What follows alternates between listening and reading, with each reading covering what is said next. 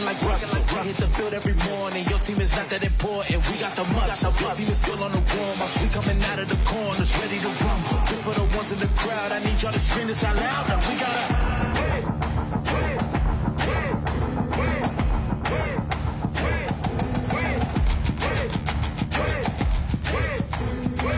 It's the annual Battle of Brookfield. Brookfield Central travels across town to take on Brookfield East. Primetime Preps on My 24. Hello again, everyone. Along with Terry Kelly, John Weiser with you as we get set for Week 7 of the high school football season. Weather-wise, it's like Week 1. Temperatures in the 80s. Warmer tonight. It might be. But we've got two fantastic teams on the line here tonight. Playoff implications at stake as Brook Central and Brook East renew their Greater Metro Conference rivalry. Brook Central snapped a 4-game losing streak last week. Big win up at Germantown. You're not kidding. And their team is starting to mature, and I think that's something that accounts for a lot of the changes. Brookfield East coming off a loss at Muskego, but getting a little bit behind the box score, and you'll find that they penetrated the 30-yard line 3 different times in that ball game, just came away with no points. And their defense was really stymieing Muskego for quite a bit of the game. So tonight you've got the growing Brook Central and the ever stronger Brookfield East team here tonight. Also, it's a gold out tonight between both schools. Bitter rivals on the field, but raising money for childhood cancer. Fight against cancer, and they've done this for a number of years. Really adds to the whole festive atmosphere. Speaking of the atmosphere, let's take a look at the players we're going to keep an eye on tonight. First for Brookfield Central. Well, fantastic tight end. Reese Hoffmansberger, not only an outstanding receiver, tremendous blocker. And throwing to him will be A.J. Seymour. When you talk about a dual-threat quarterback, that's what he is. Tough defense that's growing, and you've got a couple of juniors anchoring that defense. Devin Davis is their leading interceptor, and Turner Doring is the leading tackler.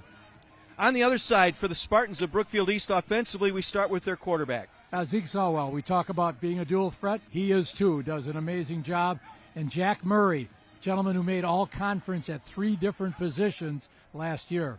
Defensively, a pair of seniors that are doing well. Jake Snyder and Lincoln Goldsmith, a linebacker and a defensive end, both first-team all-conference honorees a year ago. Can they match up just like they did last year? 22 points in the final 2 minutes before Brookfield Central threw a game-winning touchdown with 5 seconds left in that matchup. Hayes in the barn. Kickoff coming your way next, right here on My 24.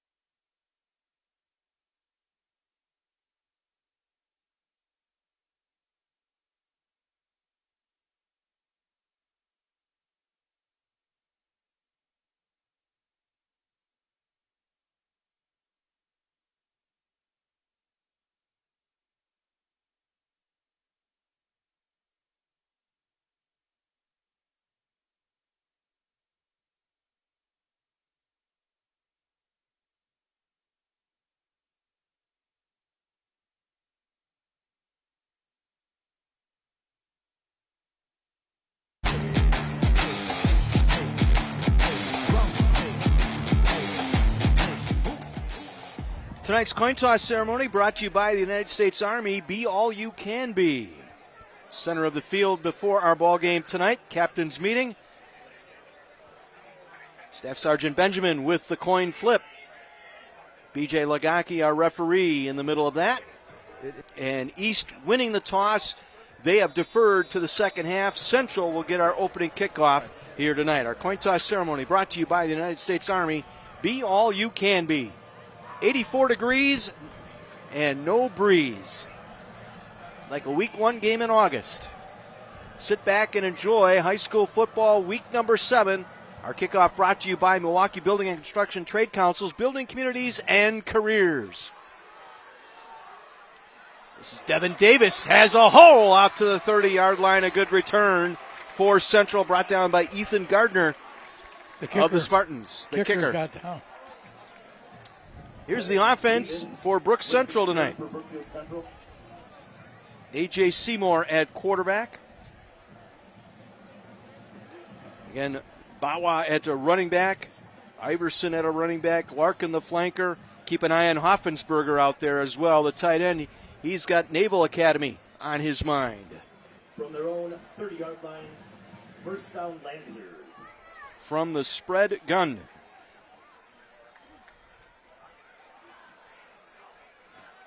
Seymour changing the play. They'll run Brennan back out of the slot, back into the backfield. Other side of the field here on first down from their own 30-yard line. Seymour will keep it. Right side, breaks a tackle across the 35, out to the 36-yard line. A gain of 6, brought down by Audie Matter, the cornerback.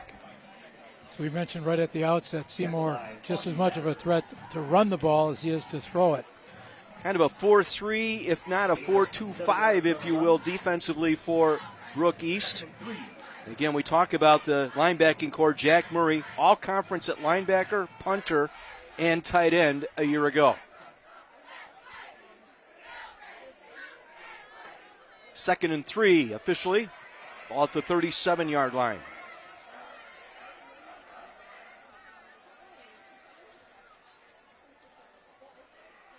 Seymour will give.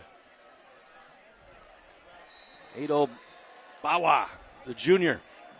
Over 300 yards rushing and 5 touchdowns on the year, and Bawa will get our initial first down. First downs tonight brought to you by Adam, the Automobile Dealers Association of Mega Milwaukee.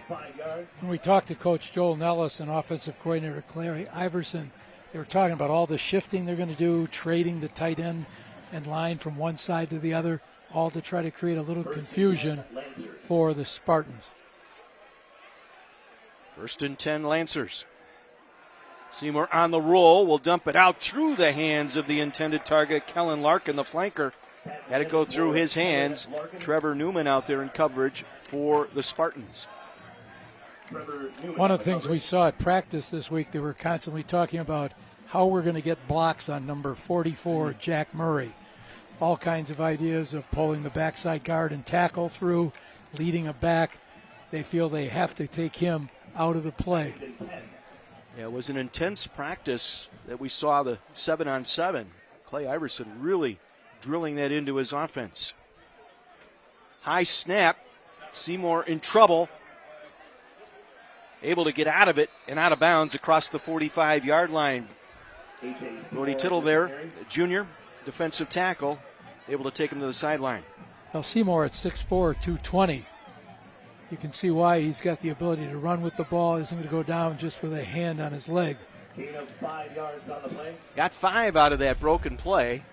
Sets up 3rd and 5 for the Lancers at their own 47-yard line. Down.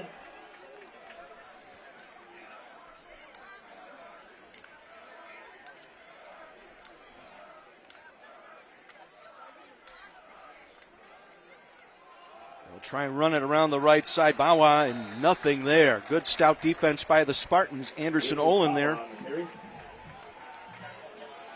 Senior, 19 tackles on the year coming into the game here tonight. Brings up 4th down, punting unit on for the Lancers.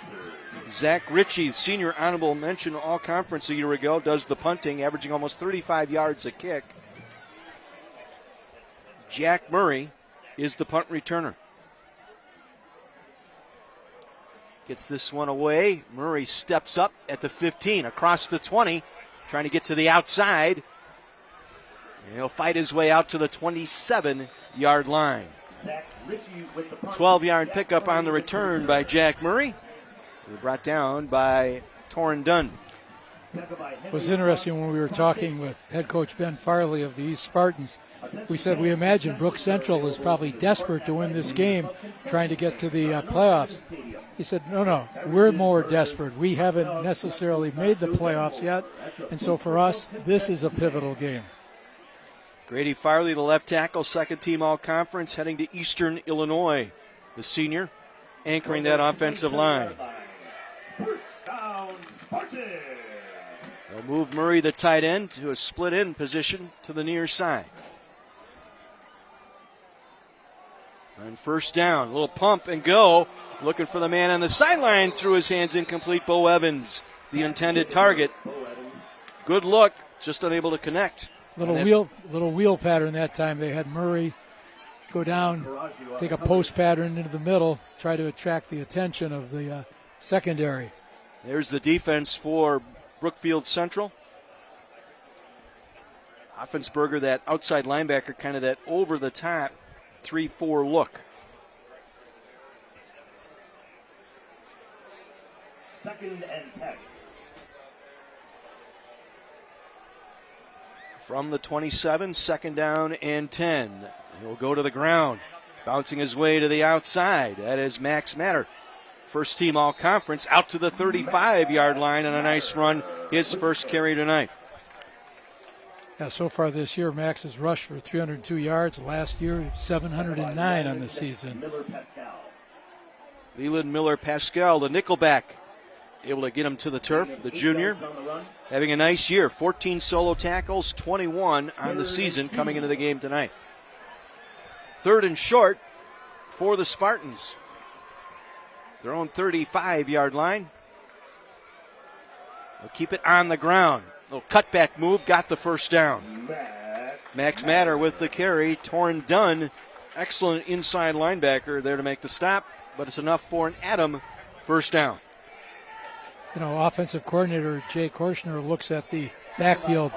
Max Matter is kind of the strong back, pounding it in. Bo Evans is the one with the speed, trying to get to the outside.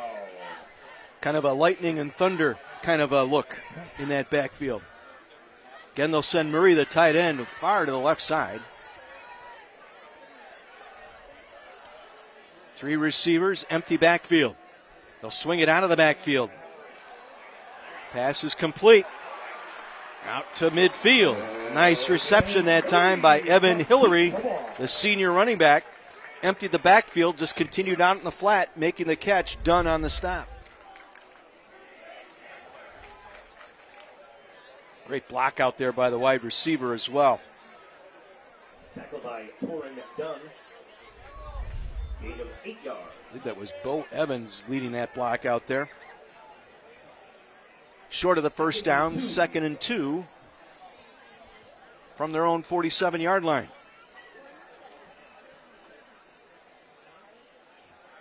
Lancers showing blitz. They'll come off the edge. Give it to Matter. Matter running right into that blitz. Close to a first down near midfield. Augie England, the strong safety, making the tackle. Augie England with the tackle. Gain of officially 2, picks up the first down, keeps the chains moving here. Lancers getting the opening possession, punting it away, and now the Spartans on their first possession. Almost midway through our first quarter.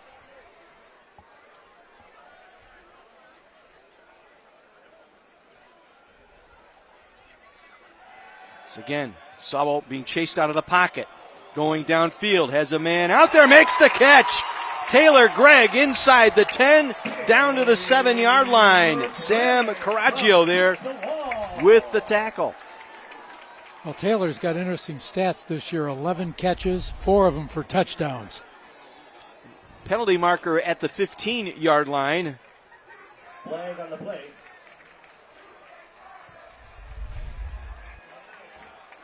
BJ Lagaki is our referee tonight. Pass interference, offense, 15-yard penalty, replay the down. Offensive pass interference wipes out what would have been a 1st and goal for the Spartans. They'll move them back inside their own 40-yard line. Well, we talked about how Brookfield Central, as some of their defensive secondary gets a little more experience, how they're been improving as the season goes on. They started out the year with a number of sophomores and juniors having to fill. They've only got 11 seniors on the whole squad this year, so had a lot of young players without a lot of experience those first few games.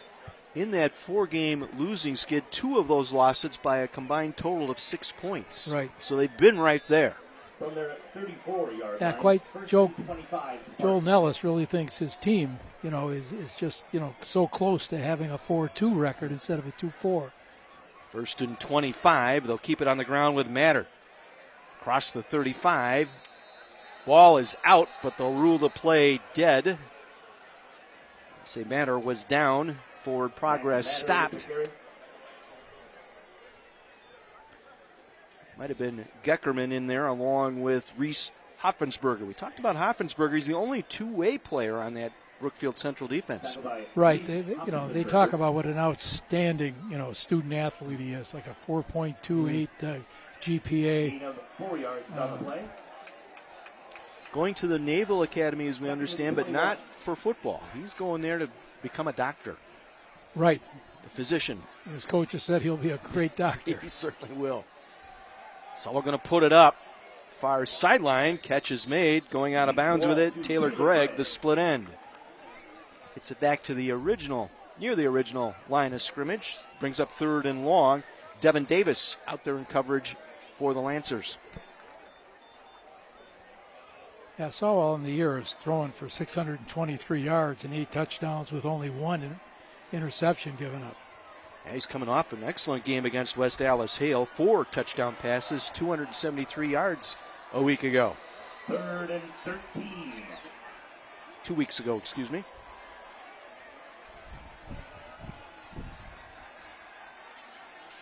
Call it 3rd and 13 for the Spartans. Evans in motion. Blitz is coming. They go back over the middle to Evans. Makes the catch. Has some room. Evans breaking tackles. Evans inside the 30. Inside the 20. Keeps his balance. Ball is out. And it's recovered by the Spartans near the 10-yard line. Bo Evans. Nice catch. Great patience on the part of Zeke Sowell to let the blitzer come through to set up that screen. And you can see here Bo Evans' speed on display as he breaks away, stumbles, regains his balance. Evans results in a Spartan first down.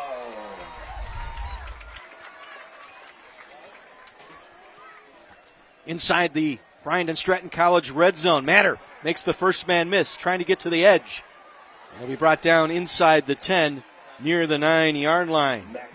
Leland Miller-Pascal along with Sam Caraggio both there for the Lancers. They'll mark it at the 9. Gain of 3 yards on the So a run. pickup of about 3 sets up a 2nd and 7.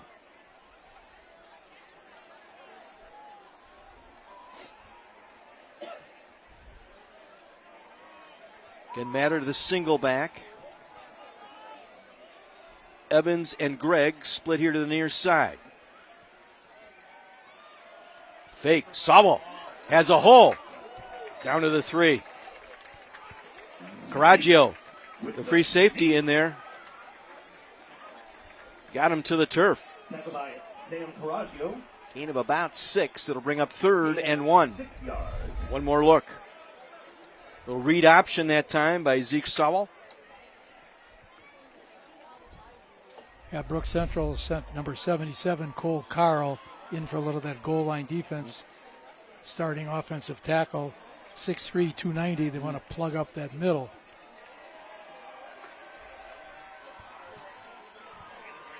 Third and 1 from the 3-yard line.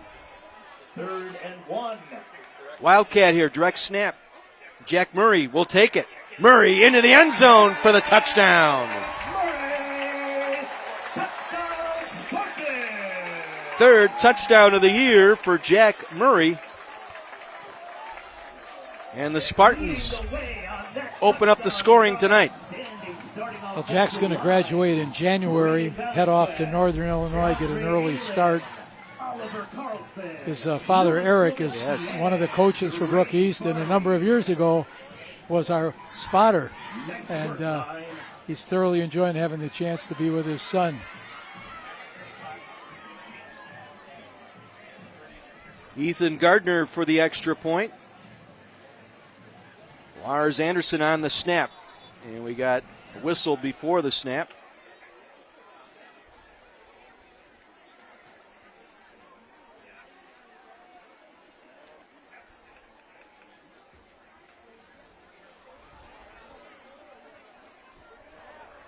Encroachment, defense, half the distance to the goal, replay the try. Keep the kicking unit on here.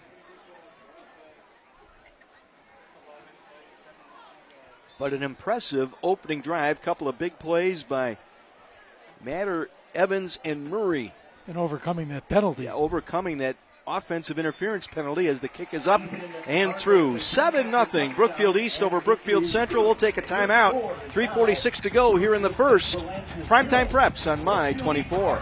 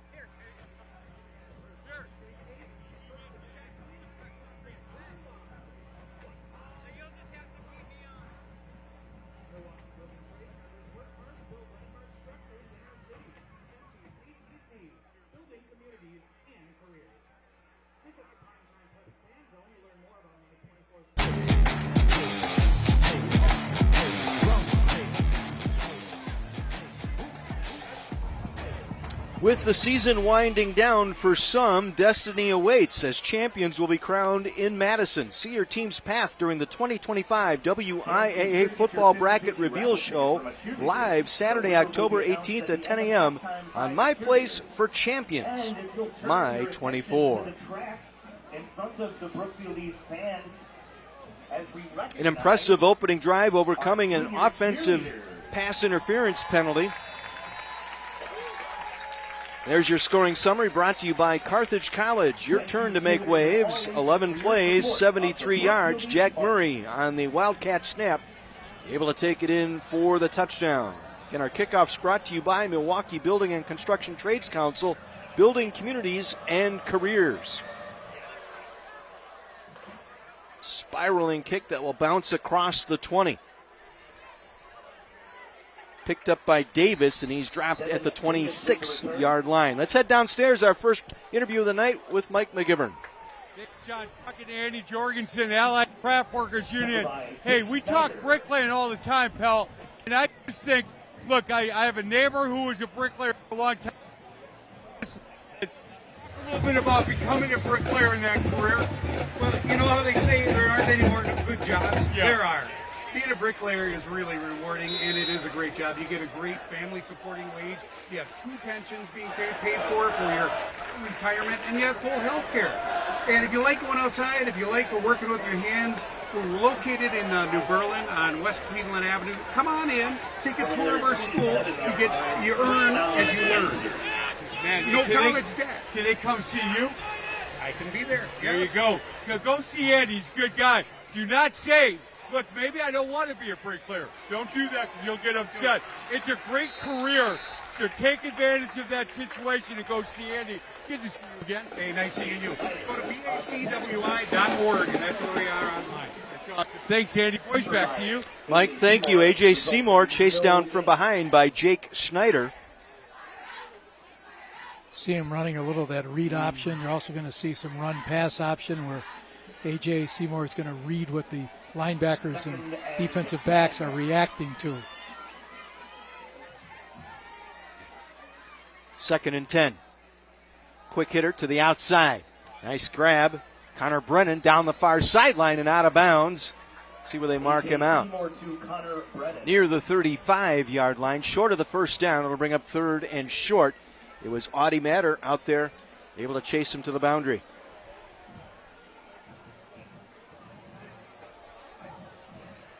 Audie's the younger brother of Matt Matter. Another one of those sophomores in the defensive backfield for Brookfield East. 3 yards to go. It's 3rd and 3. Twin receivers to the right. Single back is Bawa. Bawa trying to get the edge. And he's not going to get there. Chasing him down was Sam Wells, honorable mention all conference at safety a year ago, the senior for the Spartans. Yeah, last year, Sam had 47 tackles, and 6 interceptions on the year. 3 and out. Lancers set to punt. Zach Ritchie, again, averaging about 35 yards a kick. And Jack Murray, who scored our touchdown tonight, standing back at his own 25. Gets it away. Murray from the 30. Gets it to the 40. Stays in bounds near the 43-yard line. 13-yard return for Jack Murray. Looks like Torrin Dunn taking him out of bounds.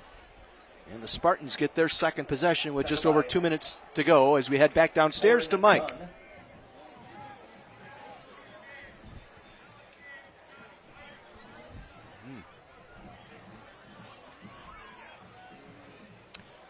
Well, we're having a little bit of an issue. We'll try and get that worked out here in just a second as the Spartans will take it at the 43.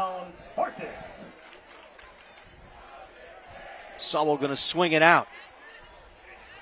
Bo Evans with a nice catch and run, about 10 yards, taken down by Hoffensberger.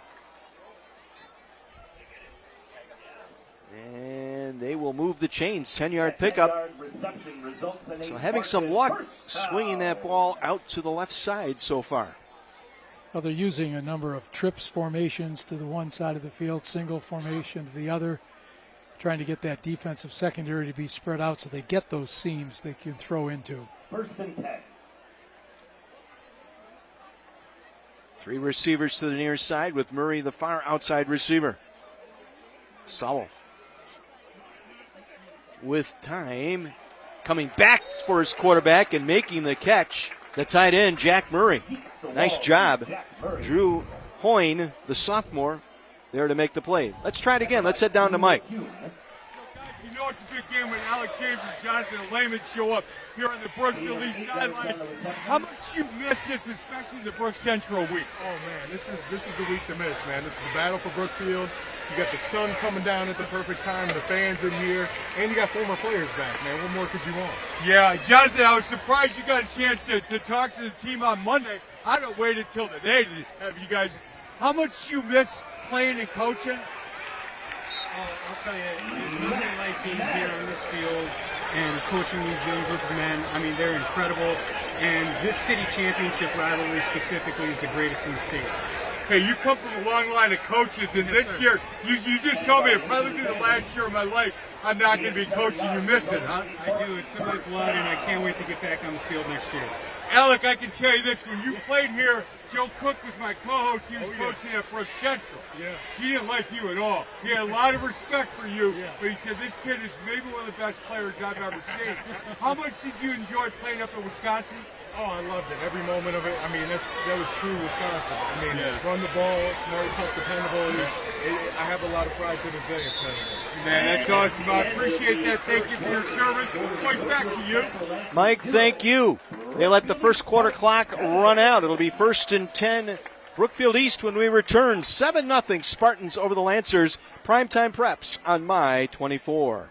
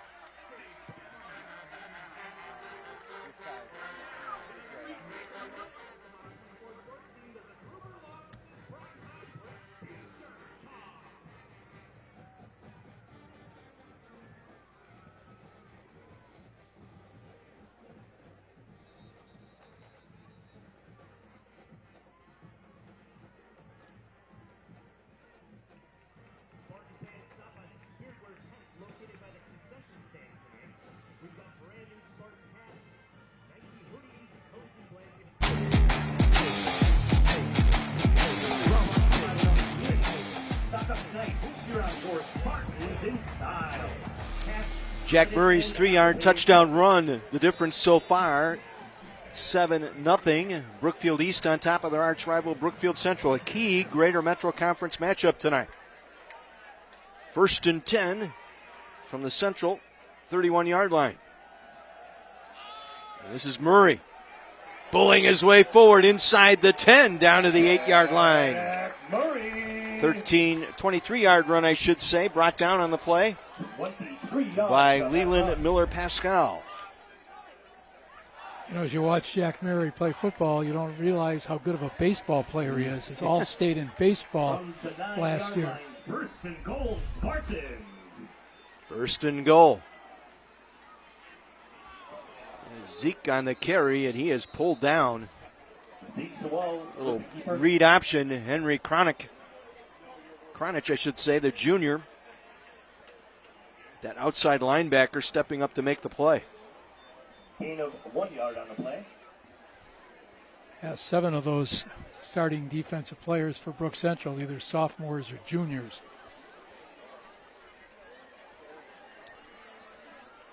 Yeah, Murray will be headed to Northern Illinois. He's going to graduate early, get in there January, get into that program as a football player. The 8-yard line, 2nd and goal, Spartans. He's 2nd and goal from the 8. Matter the single back. So, back of the end zone, too far. Intended for Taylor Gregg. Devin Davis was right there with him. Sawall, the quarterback that time.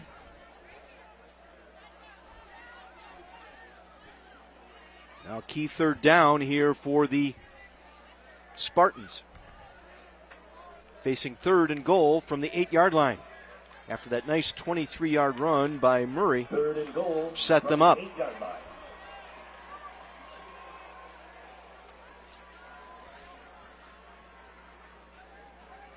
This time Evans in the backfield. Whistle before the snap. And Brook Central will take a timeout. We're early here in the second. Ladies and gentlemen, Mention the importance of this game.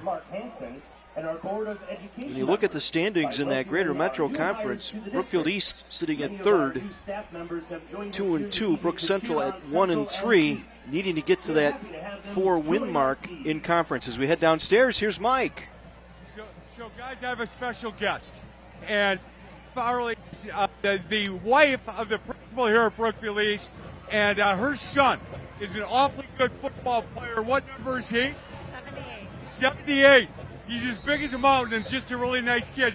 Year of laughter for you. How you doing with this? Last time you're going to see your son play against Brook Central. Oh, it's bittersweet. We're so proud of him and all of these senior athletes that are here. And it's just a moment. A lot of parents go through it, but it's been bittersweet. Man, he is as nice a kid, and you were telling me he's just a really nice kid. Gets on the field and he likes to hit people. He does. He's worked really hard, and he's been blessed to be big enough to do it. Amy, thank you so much. Big fan of your husband, your brother-in-law. Boys, back to you. 3rd and goal from the 8-yard line following the Central timeout. Fake the toss. Looking back left. Sewall on the run. Flushed out of the pocket. Will keep it. Gets inside the 5, down to the 2-yard line, and stays in bounds. So now it'll be 4th and goal from the 2. Sewall on the 6-yard carry. Looked like it was Reese Hoffensberger there to run him down.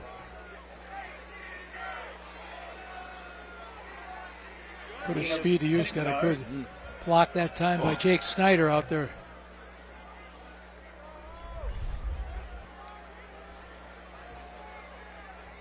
So 4th and goal from the 2. Spartans will go for it. They'll put Murray in the backfield.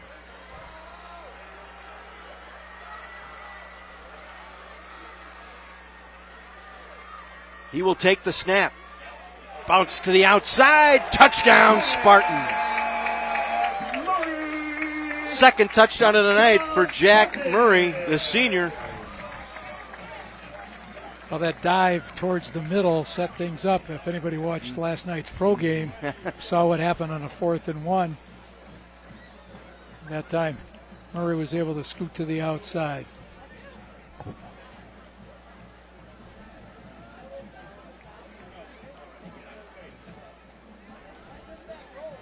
Ethan Gardner on for the extra points, sophomore, 15 out of 16 so far this year.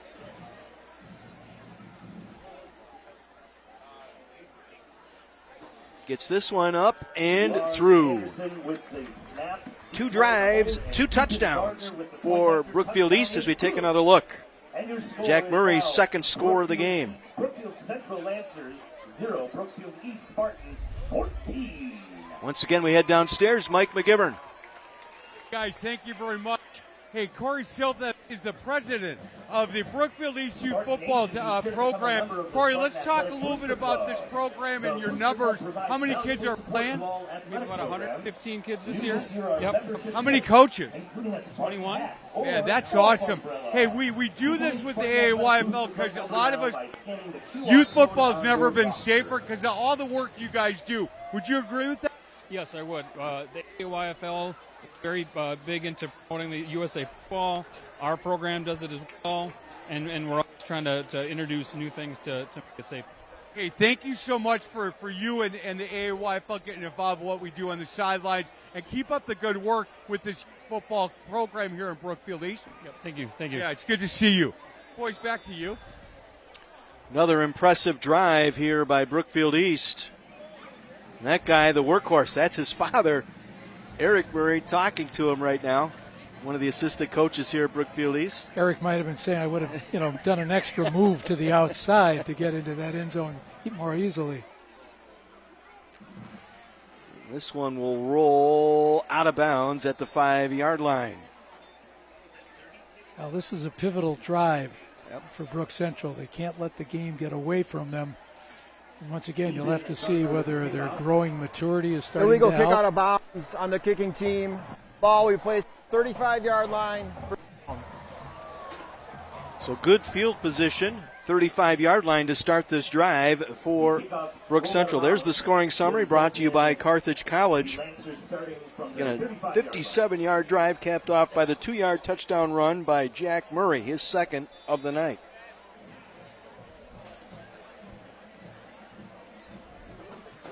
See if this down 2 scores changes any type of the look offensively here for the Lancers. There's that trading of one side to the other.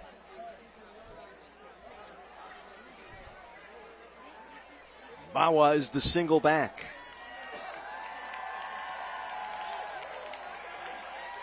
In motion is Brennan. Seymour will toss it out. Brennan with the catch down the far sideline across midfield and out of bounds just short of the East 45-yard line. Trevor Newman, defensive back, out there to make the play. Connor Brennan with a nice catch and run. He was pretty much all by himself out there, nobody within 10 yards.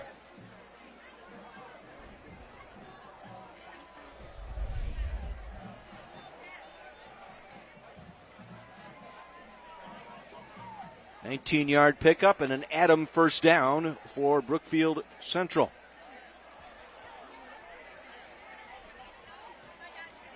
From the Spartan 46-yard line.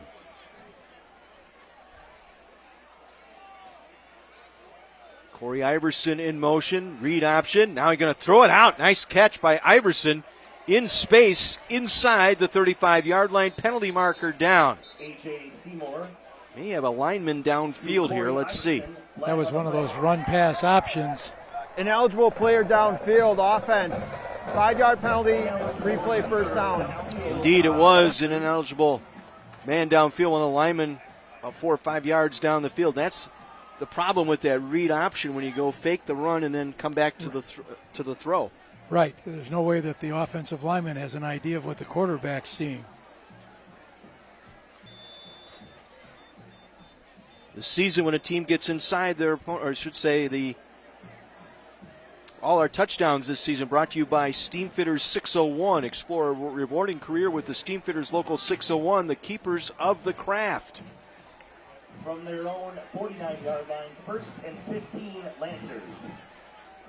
So now a 1st and 15 following the penalty. Bawa will come back into the backfield. Now will go in motion. Pressure on. They get the screen pass. Again to Corey Iverson. He'll take it down to the 41-yard line. Get a good chunk of that back. Jake Schneider, the outside linebacker, there on the tackle. Corey, the son, obviously, of offensive coordinator Clay Iverson. So we got a number of father-son combinations between both schools tonight. Clay, a former head coach at Pewaukee, also at Mukwonago. Did a stint for a while at Carroll University on the Division III level. Now back at the high school level as the OC. Seymour will keep it. Close to a first down. Stood up at the 36-yard line. Sam Wells, the strong safety, leading that charge for the Spartans. Well, AJ on the season has rushed for over 750 yards and 13 touchdowns. Gain of 7 yards.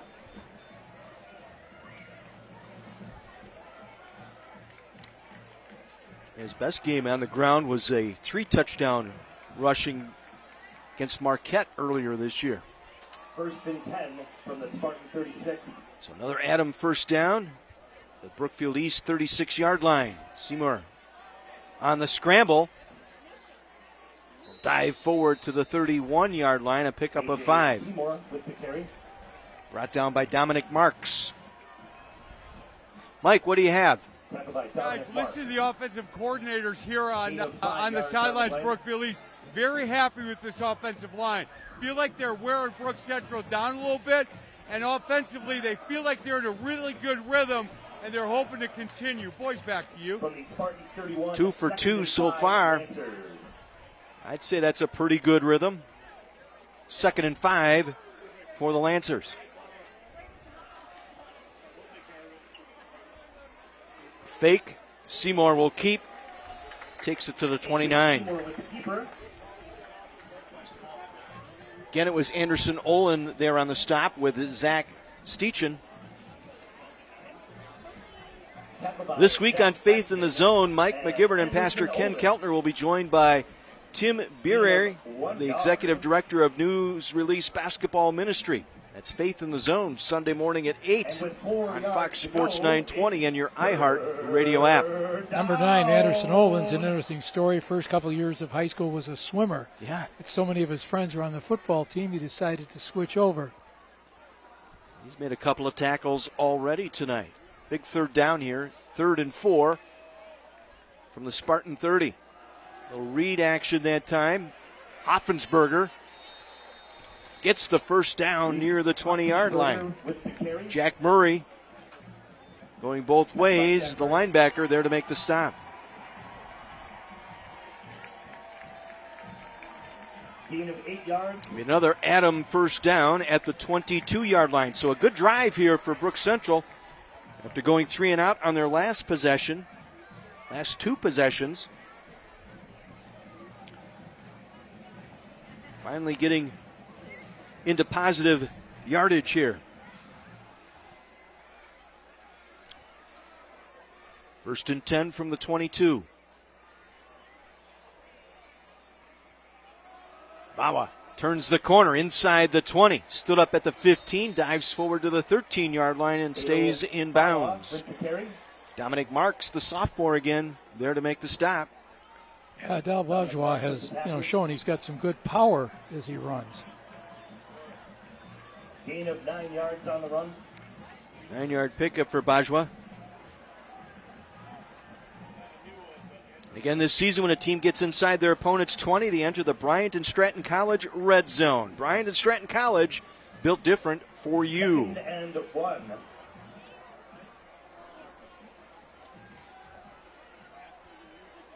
See what they dial up here on 2nd and short in the Bryant and Stratton College red zone, and another timeout being taken here. Timeout. Brookfield Central, that's their second timeout. Timeout. We will take a break. 4:52 remaining here in a fast-moving ball game. 14-0. Brook East over Brook Central. Primetime Preps on My 24.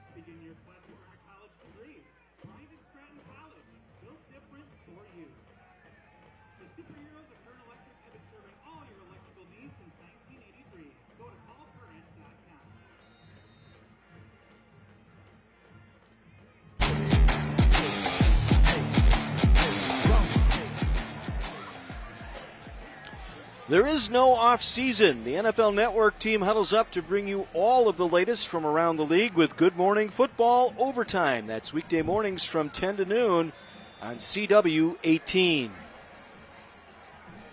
Second charge timeout for Brookfield Central. They're inside the Brookfield East 15-yard line, facing a 2nd and 1. East 13. Seymour on the roll. Seymour will just take it out of bounds and lose yardage. Nothing open. A.J. Seymour with the run. Surprised he didn't throw that one away. Steichen was there to make the stop.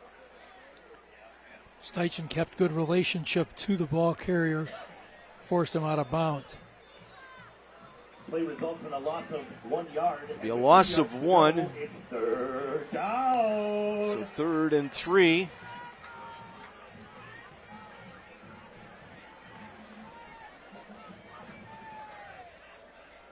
Brennan in the slot here to the near side.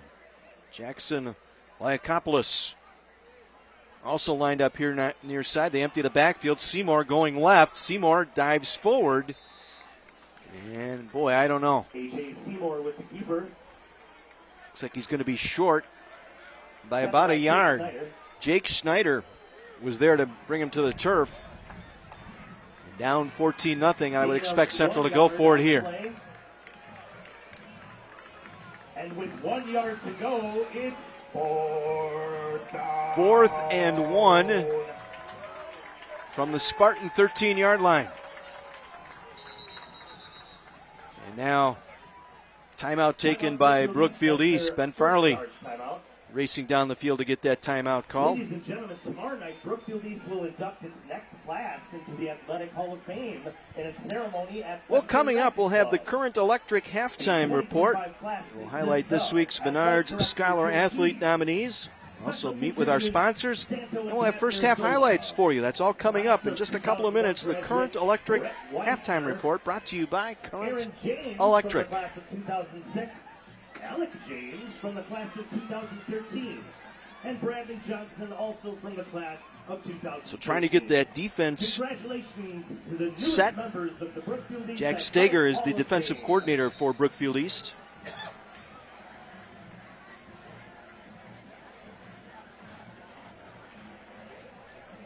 Here's where A.J. Seymour's ability as both a passer as well as a runner comes into play. A little bit of an option for him. Commit to him too soon, he's going to leave somebody open. Lyakopoulos and Brennan lined up here to the near side as receivers.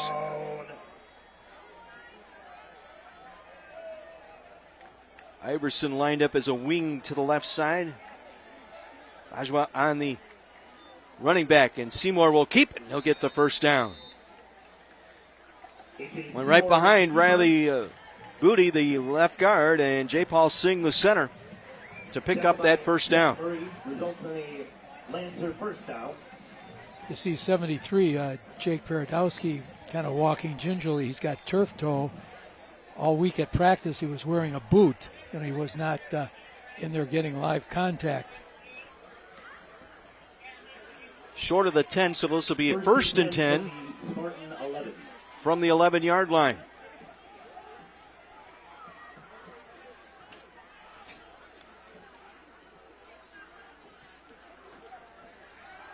Seymour throws it low and incomplete. Looking for Reese Hoffensberger, the tight end. Sets up a 2nd and 10 from the 11-yard line. Clock stop. 3:37 to go here in this first half.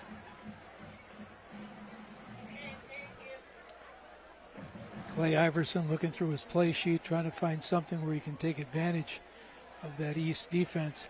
One of the things he's trying to do is, spread them out, get, wide receivers spread out, get that numbers game on their favor in the inside. They'll run the jet sweep around the near side. Brennan, good job by the Spartan defense to string that out for a short gain. I believe it was Murray along with Wells in on that stop for Brookfield East. Saw Murray make it all the way from his inside linebacker position all the way out there as he read that. Gain of 1 yard on the play. 21 did his job turning it back inside. Dominic Marks. So 3rd and 9 from the Spartan 10-yard line. With 9 yards to go, it's 3rd down.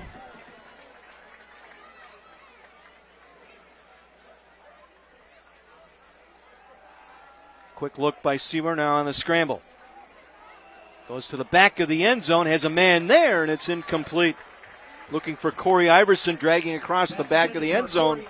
Could not connect. Sam Wells out there, the strong safety, in coverage. Saw 44, Jack Murray, put the pressure on the quarterback that time, forcing the throw.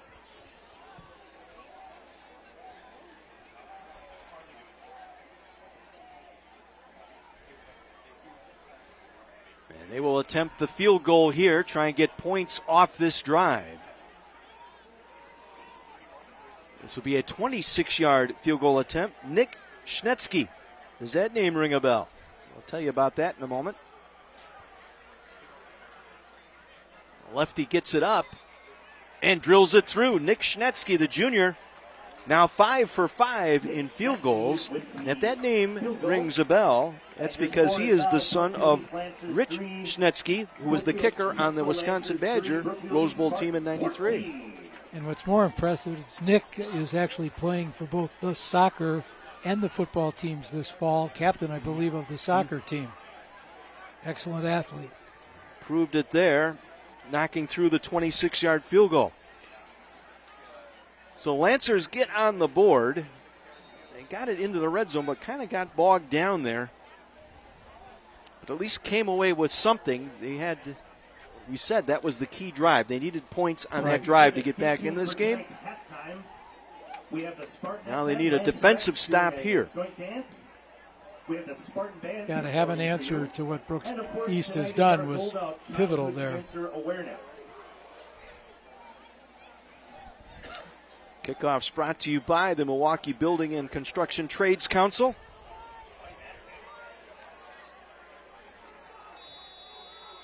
Schnetsky to do the kickoff here.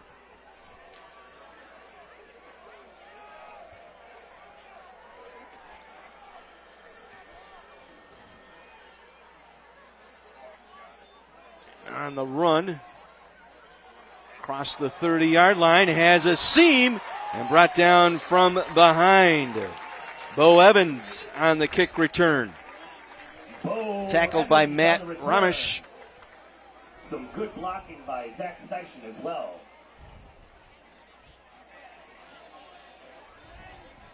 Evans averaging almost 38 yards a return on kickoffs this year. He's had an 84-yard kickoff return for a touchdown earlier this season.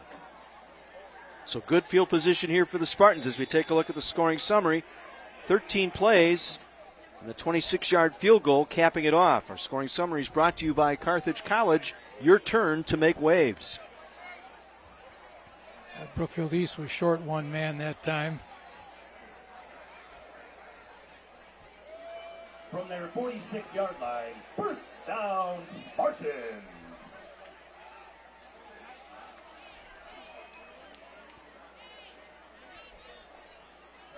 Direct snap to Evans coming around the right side, has some blockers. Across midfield with a flag down. Flag on the play.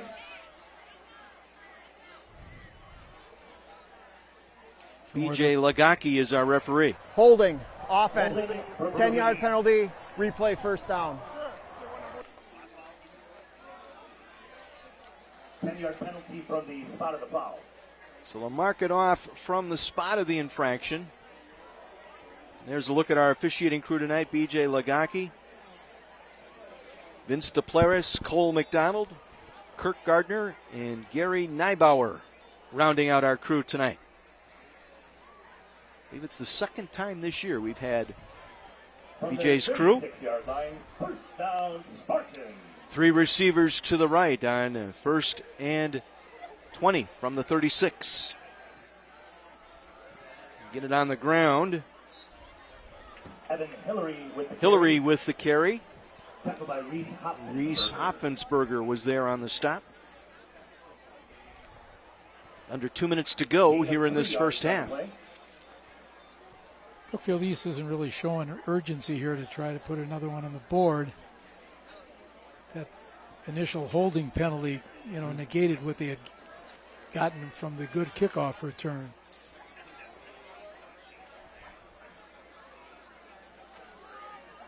Again, they'll send 3 receivers out to the right, single receiver below.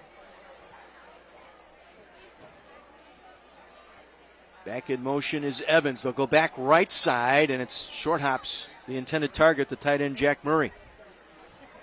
Intended for Jack Murray. That stops the clock with 1:14, bringing up a 3rd and 17 for the Spartans.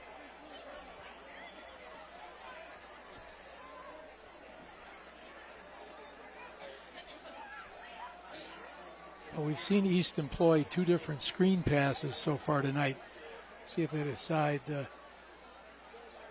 offensive coordinator Jay Korshner decides to give that a shot again. Again, same look, trips to the right side. Central showing blitz. They will send the extra backer. They'll swing it out. Catch is made by Bo Evans. Made the first man miss. Evans up the middle. Evans to the house for the touchdown. Touchdown, Spartans. 61 yards for Mr. Evans. Max Matter, Mr. Inside. Bo Evans, Mr. Outside. And he got the first man to miss. That was Sam Caraggio, the free safety. The only guy left was Leland Miller Pascal, but could not chase him down.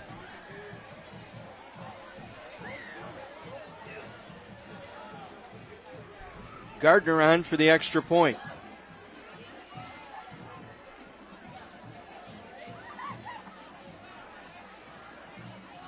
Good snap. And the extra point is good. 21-3. Spartans 63 seconds remaining here in this first half. One more look at the touchdown.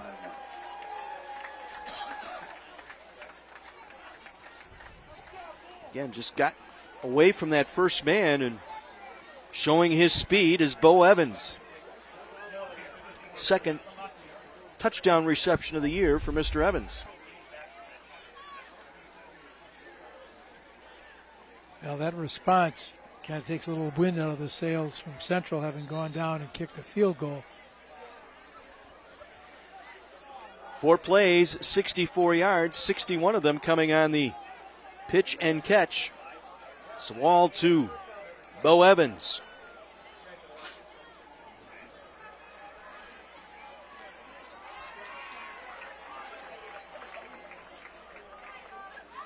Yeah, Sewall, quite the athlete. He was an all-conference performer in basketball for Brookfield East, as well as a member of the track team.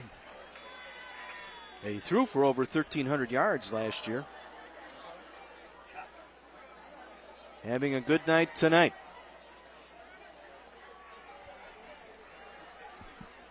The run up by Gardner. Ethan Gardner with the kickoff. This will be Davis again. Dancing across the 20 and belted at the 21-yard line. Jake Schneider with the bell ringer. First team all-conference performer last year.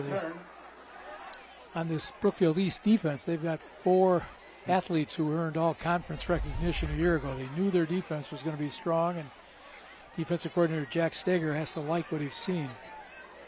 So with 57 seconds to go in the half and 1 timeout in the pocket, they will start this drive at the 22-yard line.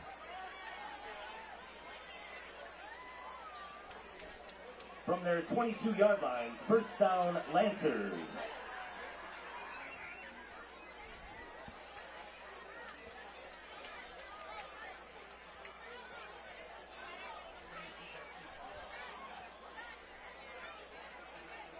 Seymour tosses it incomplete, looking for Connor Brennan, the split end. Pass intended for Connor Brennan. Audie Matter on the coverage. Matter was out there in coverage for the Spartans. 2nd and 10, stops the clock with 52 seconds to play. Now here's where, as an offensive coordinator, you got to be careful. Am I going to try to get something? If I'm going to try a couple passes, what if they miss? I stop the clock. Do you want to give the ball back to Brookfield East? 2nd and 10. 2nd and 10 from the 22. Going right, swings out the pass, complete to Larkin. Kellen Larkin, the flanker, will take it out of bounds just across the 35-yard line. Trevor Newman, the corner, there on the stop. Kellen Larkin, another one of those sophomores playing for the Brookfield Central Lancers. Gain of about 14 and a first down. Gain of 14 Again, we want yards on the to give a reception. shout out to Bunzel's Old Fashioned Meat Market and Catering for supplying their catering services tonight, helping fuel our Friday Night Rivals crew with great food. You can get the information on their great catering at bunzels.com. Ham Sammy's again. Tell you what. Seymour in trouble, got it away, completes the pass to Hoffensberger, the tight end. He'll get out of bounds across the 40-yard line. Trevor Newman was there. Great job by A.J. Seymour to get that away before he took the hit. Tackled by Trevor Newman. Yeah, Mr. Jack Murray introduced himself to Mr. Seymour. 2nd and 5. 5-yard pickup, 2nd down and 5. Ball to 42-yard line.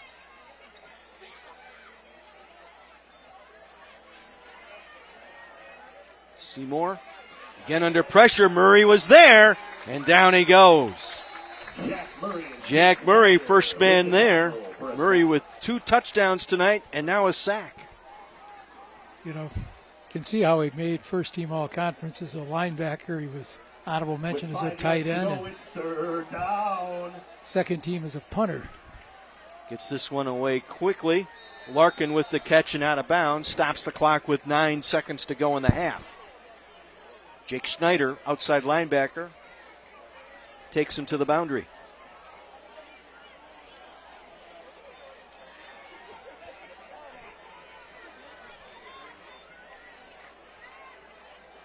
So 4th and 3. Offense stays on the field here for Brookfield Central.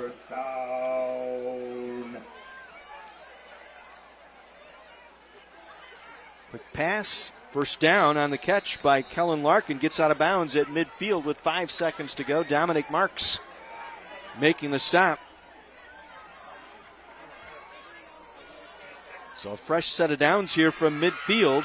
Again, they do have 1 timeout remaining. Results in the Lancer first down. Coach Farley desperately signaling his guys loosen up. We don't want to give them a cheap long pass. They will rush 5 here. Drop 6 back into coverage.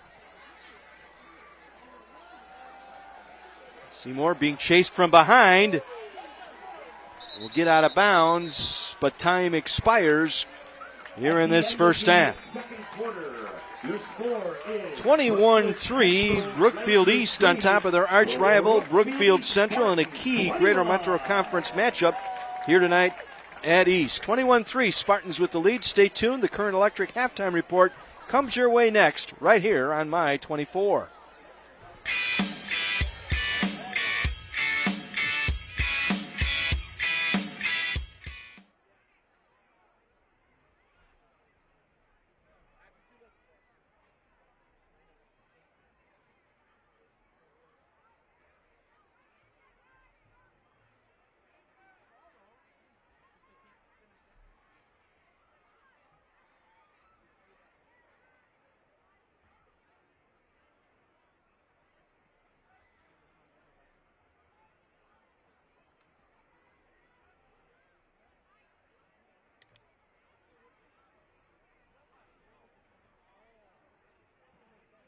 This evening, the Spartans and Lancerettes will take the field together to perform their Midwest competition routine.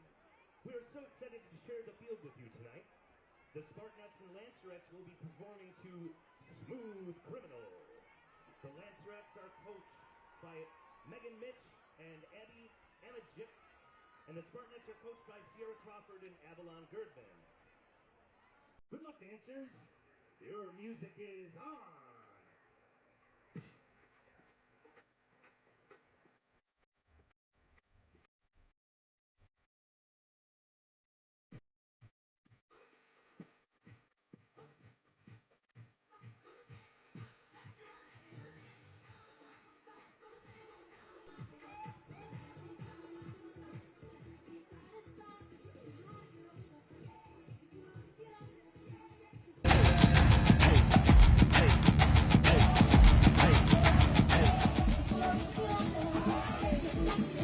Welcome into our Current Electric halftime report, part of Primetime Preps here on My 24, 21-3.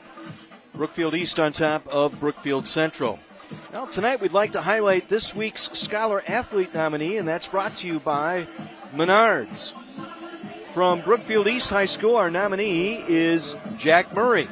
Jack competes in football and baseball, carries a 4.425 GPA. He is a member of the National Honor Society and was selected as a Greater Metro Conference Scholar Athlete as both a junior and senior. Jack is a first-team all-conference selection in both football and baseball and was selected first-team all-state in baseball. He participates in student council and is a member of the Young Investors Society. Jack is committed to attend and play football at Division I Northern Illinois University next season. Our weekly nominee will be in the running to receive a $5,000 scholarship. That's brought to you by the great folks at Menards. Save big money at Menards. Let's head downstairs to Mike McGivern. So, guys, I'm here with Doug Rodriguez, salesperson for Cunis Automotive, Milwaukee Pulaski grad. I love the fact that you've worked in almost every part of this industry. Just about. It's been a great experience, especially now. It seems like Adam is very involved in the trades department. So it's a great time for the young crowd to get in there again because there is money to be made, trust me. Hey, and it's not like if you're not good with the wrench, there isn't anything at the dealership you can get involved in. There's a lot of different parts of what you guys do at that building. Correct. I mean, it can be anything from just washing, detailing cars, parking them, to all the way to being SAE certified, to doing sales, to doing finance. The opportunities are endless. You just got to get your foot through the door. Hey, Doug, last question. So this is a job or it can be a career. And look, you have found your career for sure. Absolutely, and even then, you're still not capped as to what you can do. And that's the opportunity the industry give you. Hey, man, I thank you for your time. Keep up the good work. Eunice, I got it, pal. Back to you, boys. Mike, thank you. We're at the Current Electric halftime report here at Brookfield East High School. East leading Brookfield Central 21-3. We'll have more of our Current Electric halftime report right after this on My 24.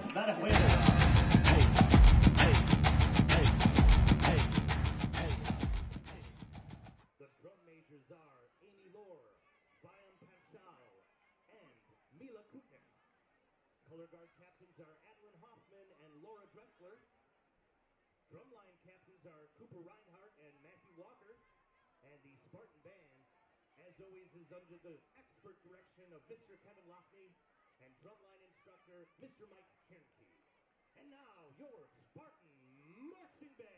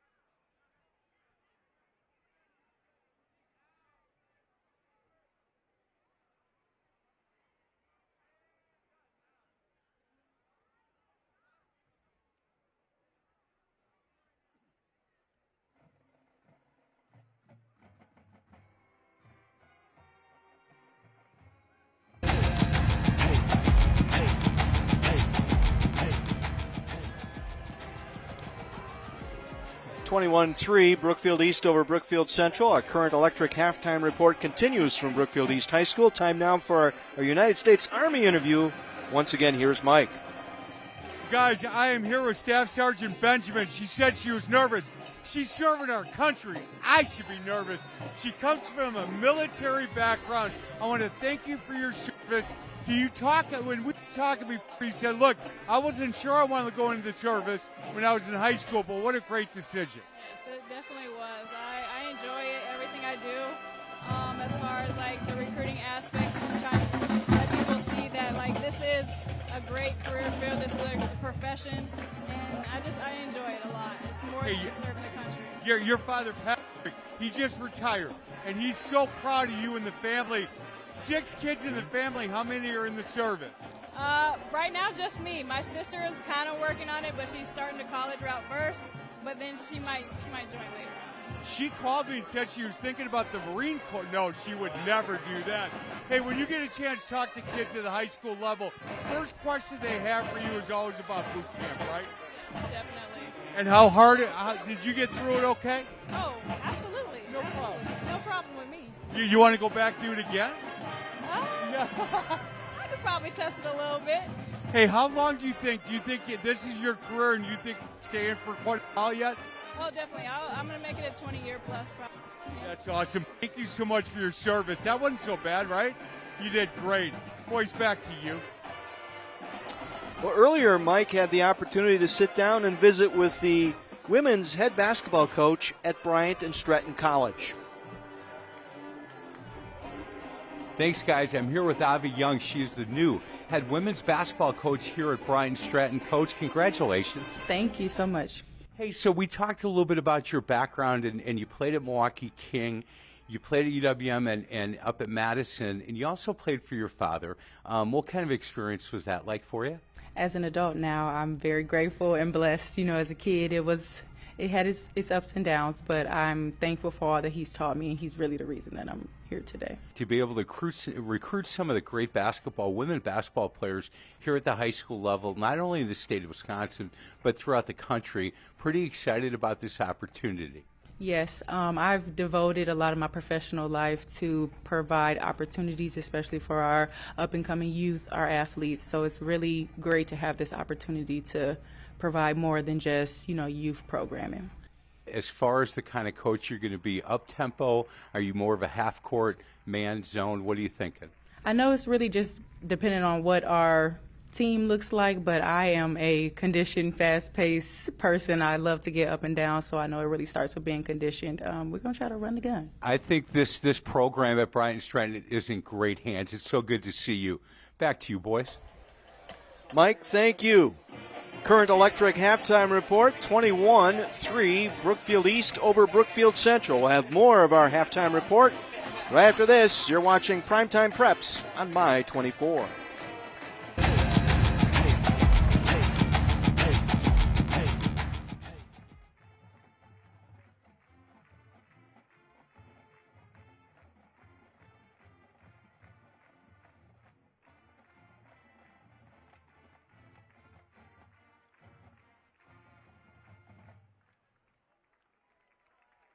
Great job, Spartan Marching Band, with the school song.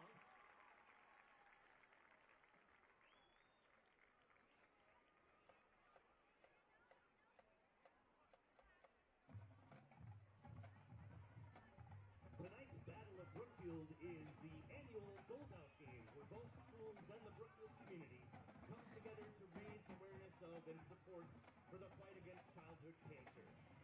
Cancer is the leading cause of death by disease past infancy for U.S. children. However, thanks to better therapies, more than 80% of U.S. childhood cancer patients now become long-term survivors. About 483,000 childhood cancer survivors live in the U.S., with many more around the world. It is my honor to introduce a true champion of resilience, Brookfield Central High School graduate Emily Oberst. Before her life was unexpectedly rerouted, Emily was a dedicated young athlete from the Milwaukee area with dreams of playing basketball at the highest level. That dream was put on hold at age 12 when she was diagnosed with a rare bone cancer, Ewing sarcoma, in her leg. Following nearly 2 years of chemotherapy and a life-altering surgery, Emily beat cancer and is now in full remission. However, due to the extensive surgery, she lost the ability to run and jump as she once could, putting an end to the hoop dreams she expected. But Emily's story did not end there. While still a student at Brookfield Central High School, she discovered the sport of wheelchair basketball. Despite her initial skepticism, she quickly fell in love with the fast-paced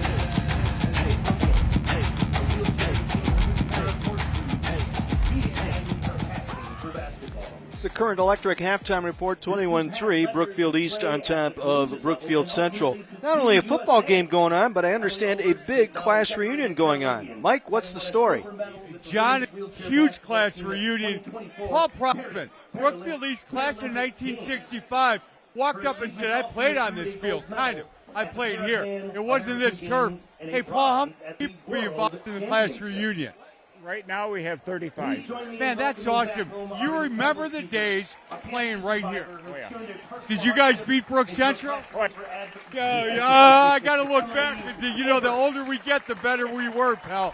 Hey, talk to me about your days at Brookfield East. You love this place. Oh, yeah. We just had a great time here.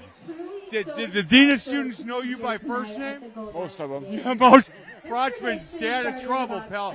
Hey, when is the reunion? Tomorrow? Tomorrow we're gonna have a tour of the school, and then we're gonna have a meal at Thunder Bay. Man, have fun. It's good to see you. Man, I appreciate you watching us every week, Froshman. Thank you. All right, thank you. He's Paul Froshman. Boys, back to you. 60th class reunion. Gotta love it. All right. Well, time now to take a look at our first half highlights, and they're brought to you by Carthage College. As Brookfield East, Bo Evans setting them up. Seeing a speed on display here. Got them into the Bryant and Stratton College red zone, and then Jack Murray, first of 2 touchdowns on a direct snap. And then the second one here in the second quarter, taking it to the outside. Made it 14-0. A.J. Seymour, though, able to make a connection, finding Connor Brennan. And that led to a 26-yard field goal by Nick Schnetsky. And on the very next drive, a good kick return. Once again, Mr. Evans showing his speed. And then breaks loose again. He's put that speed to good use. Punches it in. 21-3. Your score. Our highlights brought to you by Carthage College. Your turn to make waves. And here with the Carthage interview, once again, here's Mike. So, hey guys, I'm here with Mallory Matson, Senior Director of Admissions, financial aid at her alma mater, which I absolutely love. Hey, talk to me a little bit about year 3 that you guys have had record attendance. Why do you think that is? Honestly, I think it's the team that we have in place. All of us that work in the admissions office do a really great job working together, recruiting the kids, doing individual visits, trying to make it personal as possible, and I think a lot of people see that. Mallory, also, I think that the professors and the people at the college, I've got some friends whose kids go there, and they go, look, everybody's so helpful. And they're so happy that we're here, which is a little bit odd to them. And they just love the campus. I think it's the whole campus, right? It really is the whole campus. That's why I chose Carthage, because of the community, and that's why I'm still here 15 years later. So. Where'd you go to high school? Maine South in Park Ridge, Illinois. Bears fan? Yeah, that's right, Mallory. I don't care about the Bears. I care about Carthage. You guys do a great job. And I can tell you what, if people have not been on campus, when they get on campus, that wow factor is incredible. There, absolutely. Every single day it's there. Hey, who is here with you? Because she's not coming to the screen with us. She's over there shaking her head, so. Moral support, Brianna Reynolds. Brianna, next time I'm going to interview you boys. Back to you. Mike, thank you. And Mallory, thank you very much for our interview here tonight. 21-3, Brookfield East on top of Brookfield Central. Second half set to come your way next. That's been the Current Electric Halftime Report, part of Primetime Preps on My 24.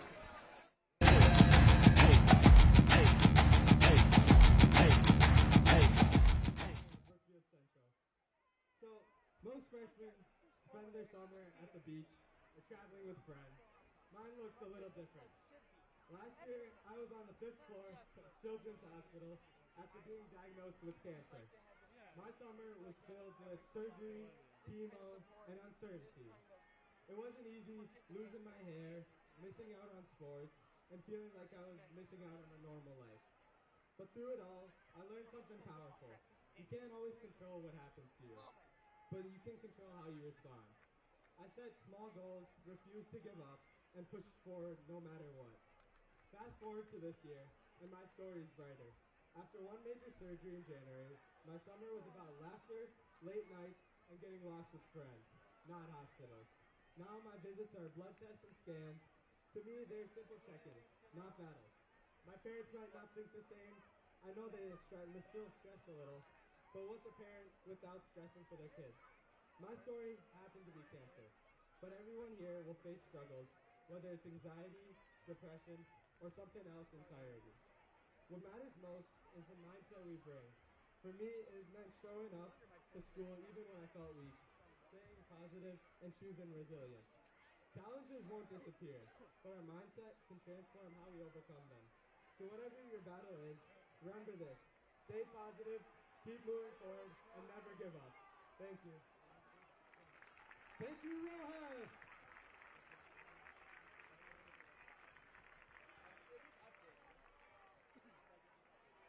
Fans, as we celebrate another gold-out football game and raise awareness for the fight against childhood cancer, it is now time for our Miracle Minute,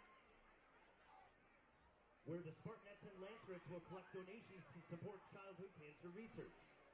Please consider donating if you can. Are you ready? We're going to put a minute on the clock here. With Mike McGivern, Terry Kelly, John Weiser with you from Brookfield East High School.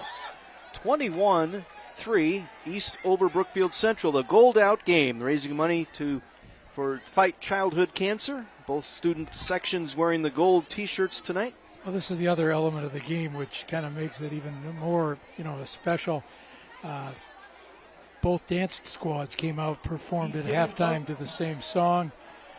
Brookfield East has already earlier this season had what they call a blackout game to honor Coach Jim Jacobson, who lost his battle against cancer a number of years ago. And the fact that they do the fundraising, they've had 2 speakers talk about their battle overcoming childhood cancer. And so, hats off to both schools for what they're doing to promote this fight against this insidious disease. So as we get set for this second half, Central moved the football a little bit late, but only 3 points to show for it. Right, they got down there once but couldn't, get the score, and then all of a sudden, right at the end, Brookfield East breaks loose. Bo Evans gets loose on a long run after catching a pass out in the flat. It's Ben Farley, the head coach at Brookfield East. 2 state titles in his background. I have the winning ticket here. If you take out your tickets, the winner gets Guidance counselor, I believe, at Pilgrim Park Middle School. Report to the booth for your winnings. He's done a great job with the program here. On the other side, Joel Nellis. 996. That Brookfield Central program said coming on here of late. And again, they had that 4-game losing skid, but 2 of those losses were by a combined total of 5 points. Yeah, we've mentioned before the youth of this team and how that has played a role. And we talked about Brookfield East, on the other hand, the number of guys they had coming back on defense. They knew they were going to have a strong defensive squad. Yeah, only 11 seniors on the Central side this year. And Brookfield East counters with 24 seniors. That's a big difference. Time for our Milwaukee Building and Construction Trades Council second half kickoff. And a little onside kick action here. Bounces over the head. It's loose in the East zone. And let's see who came up with it. And it's Brookfield Central ball. Out of the bottom of that pile. Got that for perfect the bounce. Lancers, that was Caden Kradecki. The defensive back on special teams able to come up with that onside kick. But there is a penalty marker down. And this might be... There's that perfect bounce over that first front line. There's an illegal formation on the kicking team. Only the player more than 5 yards behind the line is allowed to kick the ball. Be a 5-yard penalty and a re-kick. There was the explanation. Yeah, daring call by Brook Central to change the momentum. Hadn't been for the penalty, would have worked well. Attention to detail. The Lancers will re-kick. So it'll be a re-kick here for the Lancers. Trying to open up this second half with a surge here, but again, only one player can be 5 yards deep on the kickoff. And again, attention to detail.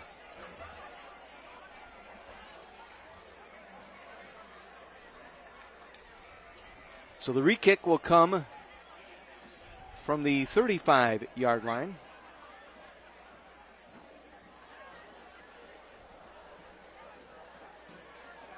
Again, Bo Evans and Audie Matter are the deep men here for Brookfield East.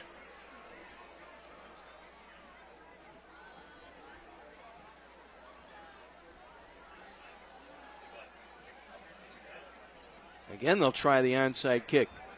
It's picked up by Trevor Newman. And Newman takes it across midfield off the bounce. So good field position here for the Spartans. They'll start their drive in the Lancer territory. Nathan Geckerman there. And we've got an injured Lancer player down at midfield.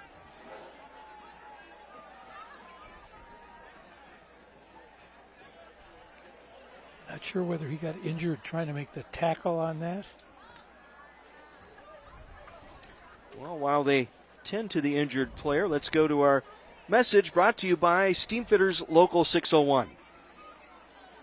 Hi, I'm Doug Edwards, business manager of Steamfitters Local 601, and we're proud to support Primetime Preps. Like to work with your hands? Don't feel like college is your thing? Steamfitters Local 601 offers a 5-year registered apprenticeship. By taking an apprenticeship, you will avoid college debt and earn while you learn. Upon completion, you can expect to earn a 6-figure salary with great benefits, including a pension. We make it easy to apply. Visit steam601.org. Apply today and start a better future for you and your family. Thank you. Still down, the injured player for Brookfield Central.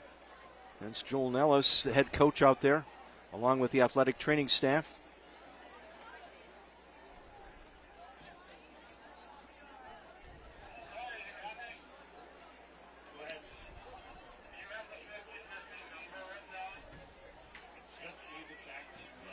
You get up under his own power.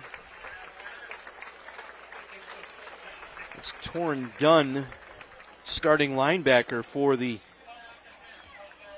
Lancers, and that would be a big blow there to their defense. Dunn, one of their leading tacklers coming into this season.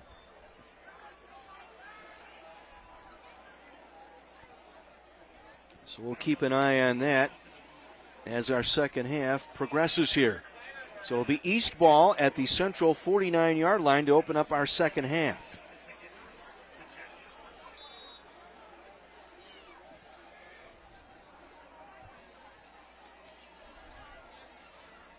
Three receivers to the top of your screen. From their 49, first down, Spartans.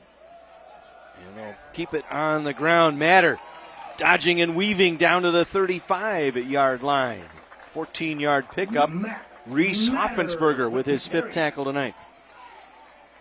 Yeah, that's a nice duo they have with Max Matter and Bo Evans.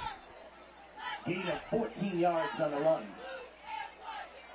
Good job getting past Caraggio, the free safety, to get that extra yardage and pick up the Adam first down.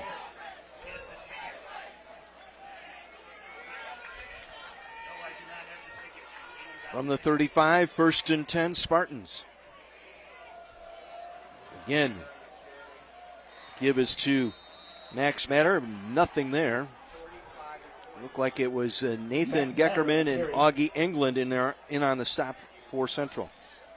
Geckerman also one of the leading tacklers for Brookfield Central. Only a sophomore, 18 solo tackles coming into tonight's game. Augie England, a junior. So youth on that defense.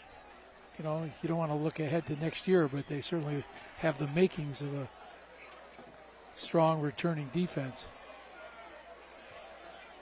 Gain of 1, 2nd and 9, just inside the 35-yard line. Empty backfield. Slings it out, completes the pass to Taylor Gregg down to the 25-yard line. Nice dart that time by Zeke Sewell. It was Drew Hoyne, the sophomore, in on the tackle. move the chains. Another first down here for the Spartans. Gain of 9 yards. We mentioned coming in tonight, so all throwing for 8 touchdowns, only 1 interception.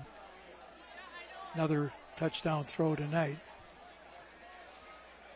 They'll put 4 receivers to the left side here with Murray kind of in that first slot, if you will. Sawal with plenty of protection.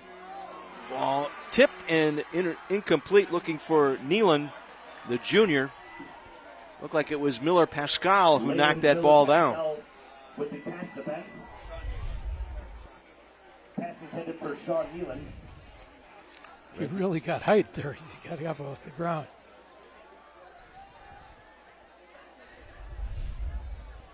In that Central defense with 4 interceptions in the season thus far. Nearly a 5th there. 2nd and 10 for Brookfield East. Just underway, 3rd quarter. 2nd and 10. And the same look here.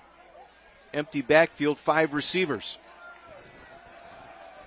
Sawal going to step up and try and get to the sideline. He'll be dumped out of bounds near the 23-yard line. Augie England there on the stop. Augie England with the tackle. Excellent protection that time. This line of Grady Farley, DeAndre Elin, Oliver Carlson, Noah Slowinski, Braden Velasquez. You know, number 50, the left guard, DeAndre Elin, started last year as a freshman, only a sophomore. He, along with Farley, are excellent shot and disc throwers on the track team. Coach, you talk about that week in and week out, that track marriage with football, and good things usually happen. You know, you learn how to move, you learn how to compete. Timeout taken by East here. We'll stop the clock with 9:07 to go here in this 3rd quarter. Ladies and gentlemen, tonight's game is Well, listen to Mike McGivern tomorrow morning starting at 9 a.m. for the Varsity Blitz High School Sports Show presented by your local Pick and Save stores. He'll talk with Justin Frisky, the head coach at Pewaukee, in the 1st hour, and then Brian Lier, the former head coach at Cedarburg, will join him in the 2nd hour. That's tomorrow morning starting at 9 on Fox Sports 920 or your iHeart radio app. And speaking of Mike, let's head downstairs, Mr. McGivern. Guys,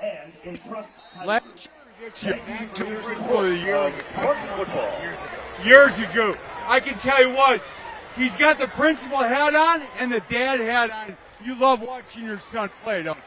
Yeah, it's a great night for Brookfield, a great night for our guys, a great night for our Spartans and band and cheer, and all of Brookfield is here. It's a great night to celebrate what's going on here. Hey, is it hard for you that year of last with your son right now? Yeah, of last for you, last time he's playing? Yeah, my wife calls it bittersweet, and it's true. Like, you grow up, you know, 3rd grade, 4th grade, 5th grade, foot goes really fast. We tell kids all the time, and how important it is to appreciate the present and live in the moment. And yeah, we're living that right now. You hear the crowd, they're yelling, "We love Farley," and I didn't even set him up for that. Boys, back to you.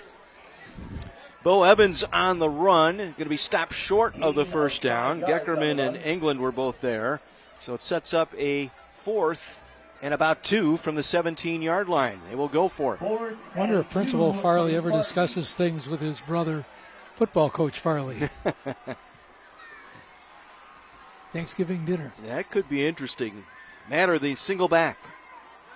He will take it. Cuts back to the inside, gets the 1st down inside the 15-yard line. A little extra surge on that cutback. Got the 1st down. Sam Coraggio making the tackle. So once again inside the Bryant and Stratton College red zone.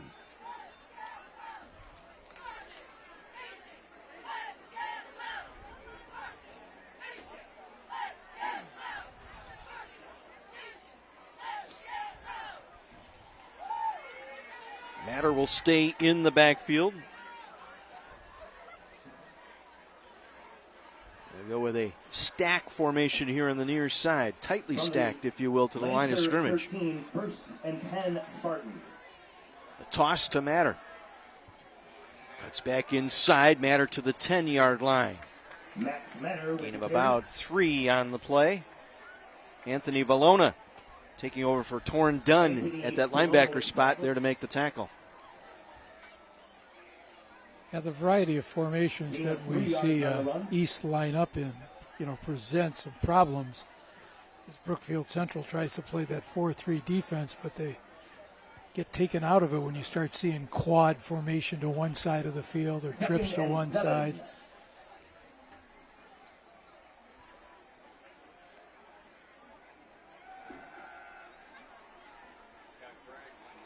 Sowell tossing it in the back of the end zone, incomplete, was looking for Taylor Gregg. Well covered on the play, but it's Central defense. Yeah, but Sowell made nice decisions there. Didn't throw it someplace where he's going to give it up. Some pro quarterbacks could learn from some of those decision-making processes. Wearing the green and gold, perhaps. So 3rd and long. 3rd and 7 to be exact from the 10-yard line for the Spartans. Their opening drive to start this third quarter. Taking up half the clock here in this third. 3rd and 7 for the Spartans.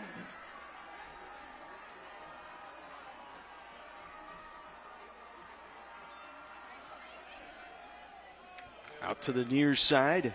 Taylor Gregg, touchdown, Brookfield East. 5th touchdown of the year for the senior wide receiver. The pass from Sewell. Waited for his blocking to set up, hesitated just long enough, dashed into the end zone. Able to sidestep the first defender. The blocking set up. Extra point away from making this a 28-3 ball game.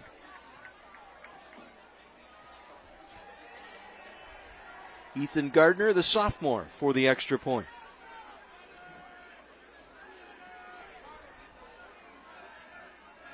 And this one not quite to the crossbar. So the point after, no good. Remains 27-3. Brookfield Central answers 3. Brookfield East Spartans 27. So a good opening drive to start this third quarter. We take another look. 51-yard drive. Brookfield East football game day tech crew, who make everything happen behind the scenes for So everybody getting into the act here. We had Jack Murray with a couple of touchdowns, Taylor Gregg with one, Bo Evans. Statistics and more. There's the scoring summary brought to you by Carthage College. A 9-play, 51-yard drive capped off by Taylor Gregg's 5th touchdown reception of the year. Jay Kirshner talking. And Joe Wirtz. Thank you, Actually, I don't think that was Coach Kirshner.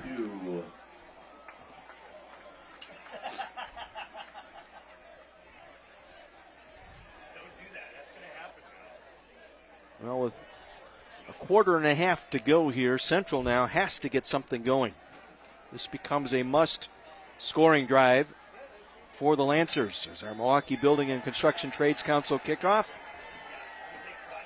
Well, go back to that penalty on that onside kick Yes. to start this half. How might things have been different?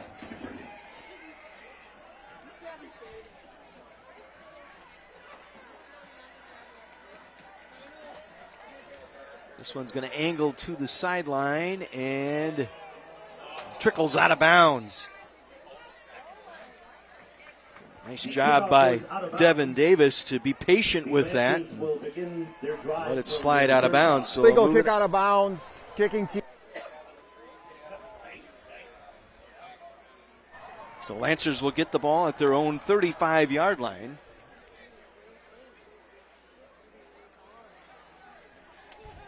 Need to get something going here.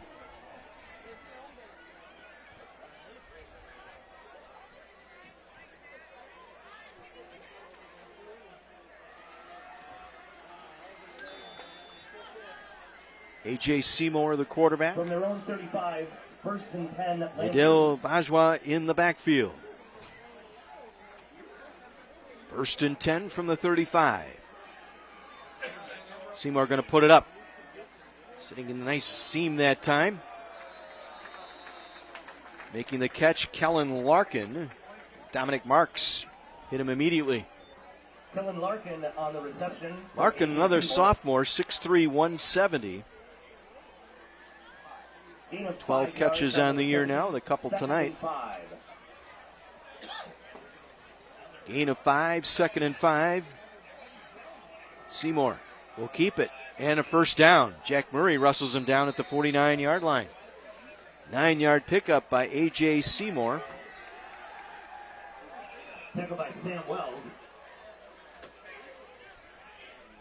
Gain of 9 yards. Results on the Lancer first down.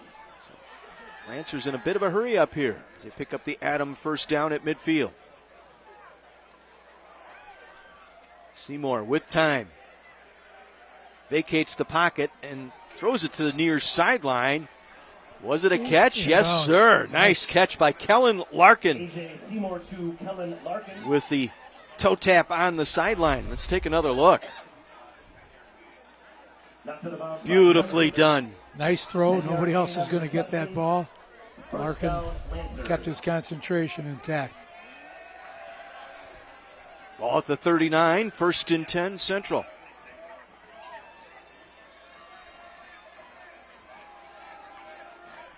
Trying to run the ball, and buried in the backfield is Bajwa. The junior running back, Jack Murray. He's been a menace on defense tonight. That's his 7th tackle to go with a sack as well. No gain on the play. Number 7, Jake Snyder, coming in, also first-team all-conference performer at linebacker last year. No gains, 2nd and 10.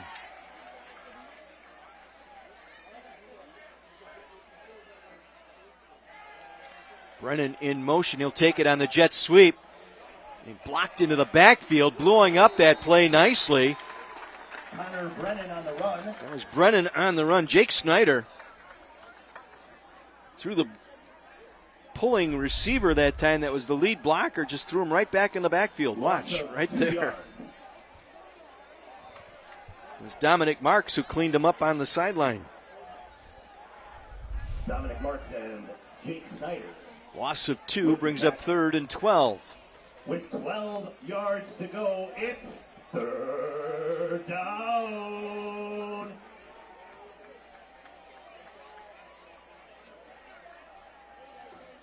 Blitz coming.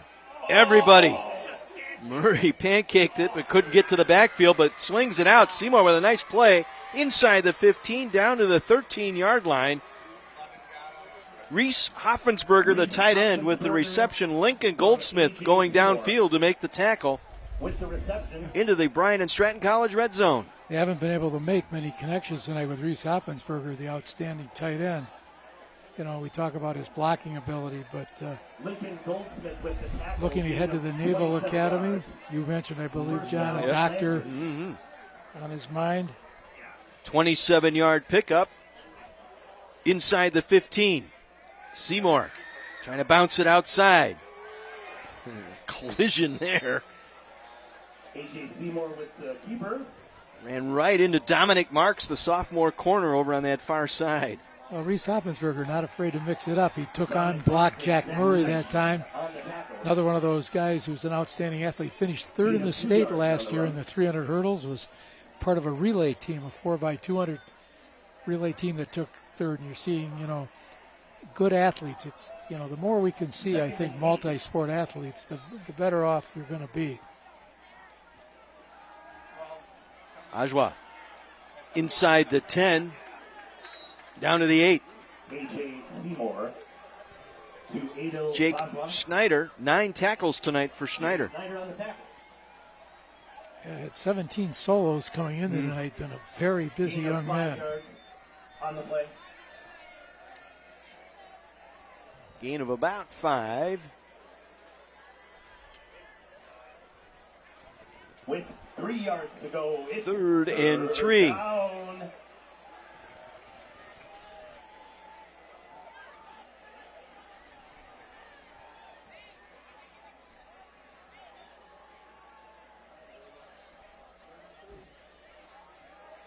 Quick to the outside with the catch inside the 5.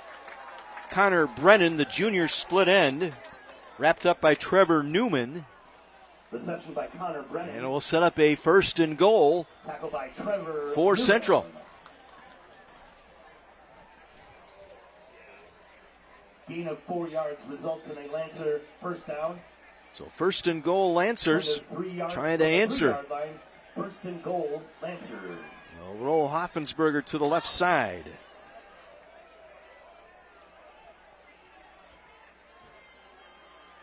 Give it to the fullback. As Augie England with the carry inside the 5. Brought down by Brody Tittle and Grady Farley.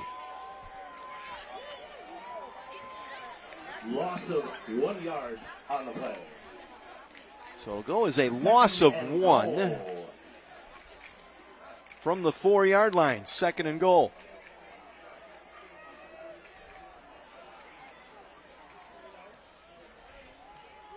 Fake to England. Seymour in trouble. And down he goes at the 6-yard line. 2nd sack of the night tonight of Seymour.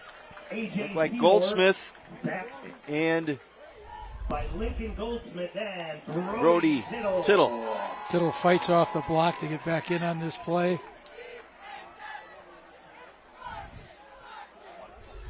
Another loss of 1 yard. So 3rd and goal, this time from the 5. England remains in the backfield.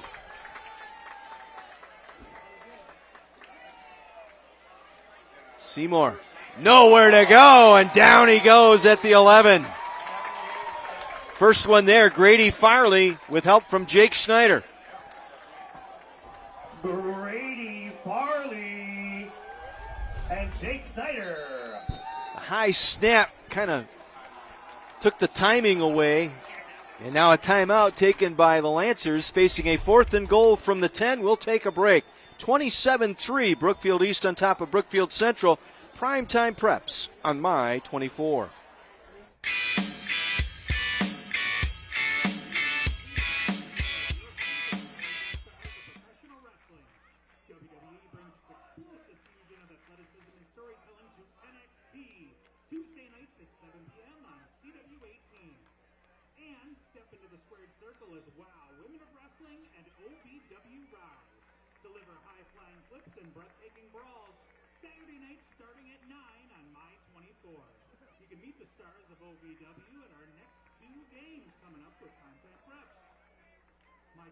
Sports gives a special thanks to our title sponsor, Gruber Law Offices, Wisconsin's premier personal injury law firm.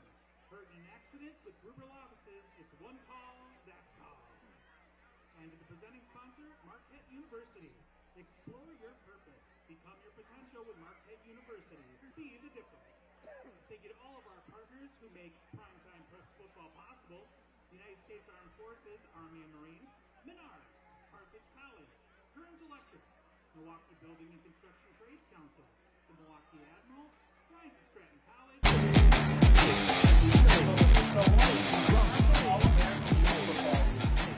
Thank you for supporting our games. Consider your Saturday night plans pinned. Step into the squared circle for 3 full hours of breathtaking action and adrenaline with WOW Women of Wrestling and OVW Rise. Saturday starting at 9 on My 24, and we'll be able to meet the stars of OVW at our final 2 football games. 4th and goal. Seymour in trouble again. Gets away.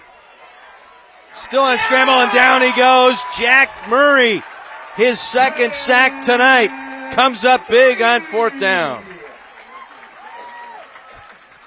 Gets a big hug from his father. There will be something on the dinner table tonight.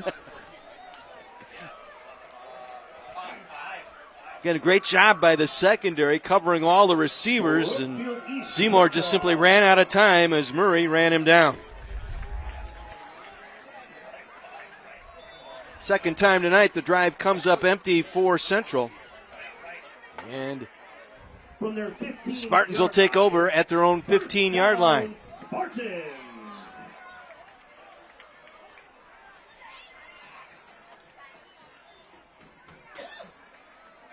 up the middle. Evan Hillary with Hillary, his third carry tonight. Evan Hillary, brought down by Augie England. And Torrin Dunn got hurt on the opening kickoff to start the second half. He has not been back in on defense for Brookfield Central. Gain of 4 sets up 2nd and 6 from the 19. There's Eric Murray. Again, the technology. They got the big giant screen. They can go through the plays.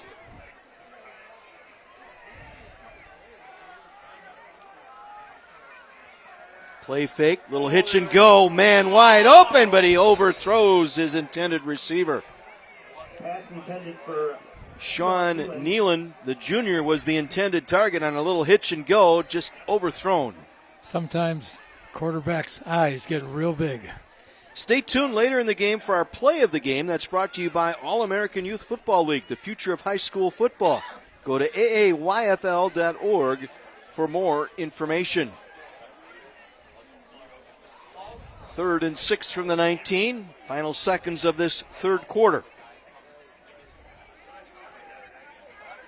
3rd and 6. Matter now in the backfield. 3 receivers to the right. Bo Evans in motion. Great option. They give it to Murray. Jack Murray with the carry. Nowhere to go, and that'll run out our clock here in this third quarter. 27-3, Brookfield East on top of Brookfield Central in a key matchup in the Greater Metro Conference. Back with the fourth quarter. You're watching Primetime Preps on My 24.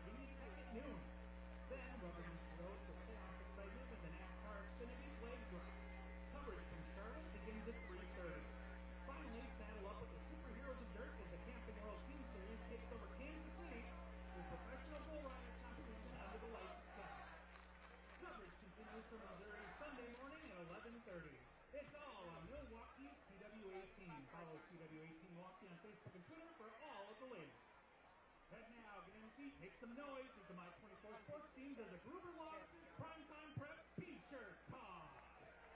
Pittsburgh's exclusive 15th anniversary t-shirt.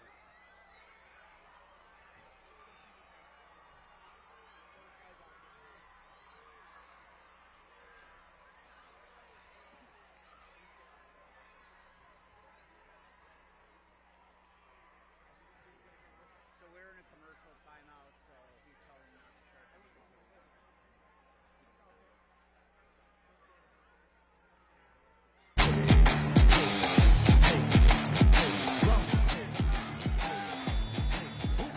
4th and 5 for the Spartans.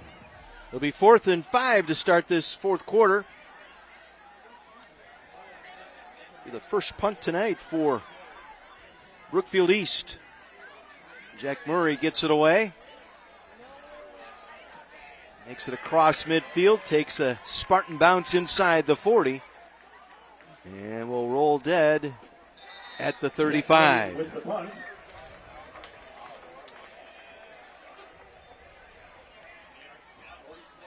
"46-yard punt." So a total of 46 yards on that kick by Jack Murray with the bounce.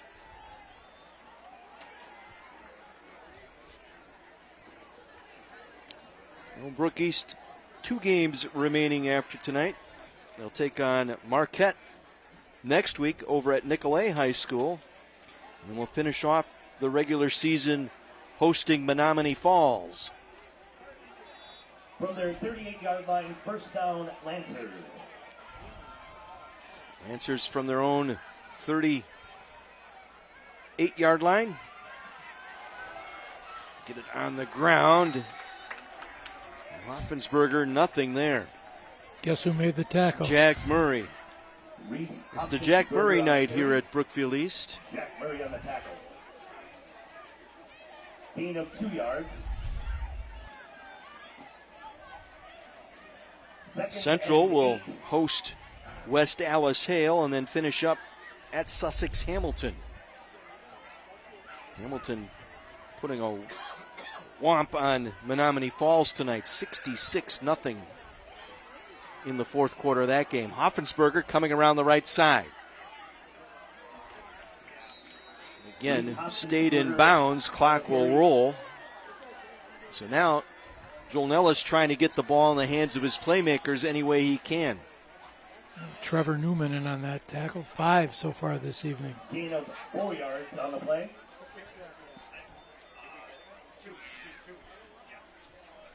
So it'll set up a 3rd and 4. With 4 yards to go, it's 3rd down. All just shy of the 44-yard line.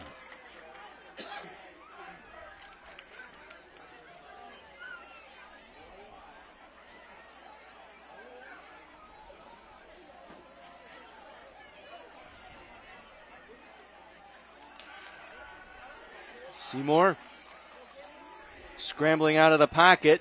A.J. Seymour. Jack Murray takes him to the boundary. Jack Murray taking him out of bounds. Again, he's headed to Northern Illinois for football. He's going to graduate early here at Brook East and then enroll down at Northern Illinois and perhaps MAC Conference football. Be interesting to see where they wind up playing him. You know, certainly has demonstrated that he's got some fine instincts at that linebacker position. 4th down, they will go for it here, trailing 27-3. Trips here to the near side. Seymour throwing on the run, incomplete. Intended for Connor Brennan. And the Spartans will take over on downs. Zach Streechin there in coverage. Let's head downstairs to Mike McGivern. So, guys, 2 captains of the cheerleading squad here at Brookfield East. Karina, thank you. Addie, how long have you been a cheerleader? I've been a cheerleader for 5 years, I think, now. How about you? I've been doing since 6 years. Hey, your favorite sport to cheer for? I really like football games. I think football's my favorite. You the same? I like all that we cheer for, but I think my favorite has to be basketball. Where are you going next year? Do you have any idea? Not yet, but I have applied a few places, so waiting to hear back. How about you? I have still started my application process, but nothing confirmed. So Hey, these guys do a great job on the sidelines here, I got to tell you. Nice job with the boys. All right, Mike, thank you. Max Matter, Thunder, part of that Thunder and Lightning duo of Max Matter and Bo Evans with the run and a 1st down. Certainly as we try to pick up player of the game, any number of guys seem to have stood out tonight for Brookfield East.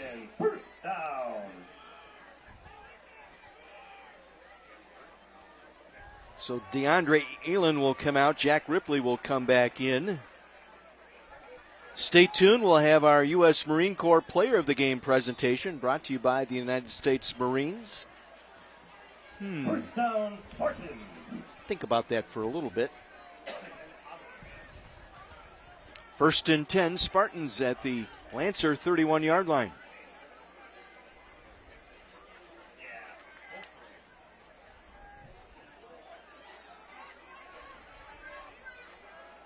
Matter again. Keeps his balance inside the 25, taking tacklers down to the 22. That was Caraggio and Deering along for the ride. You can see how hard of a runner Max Matter is. The first-team all-conference performer last year.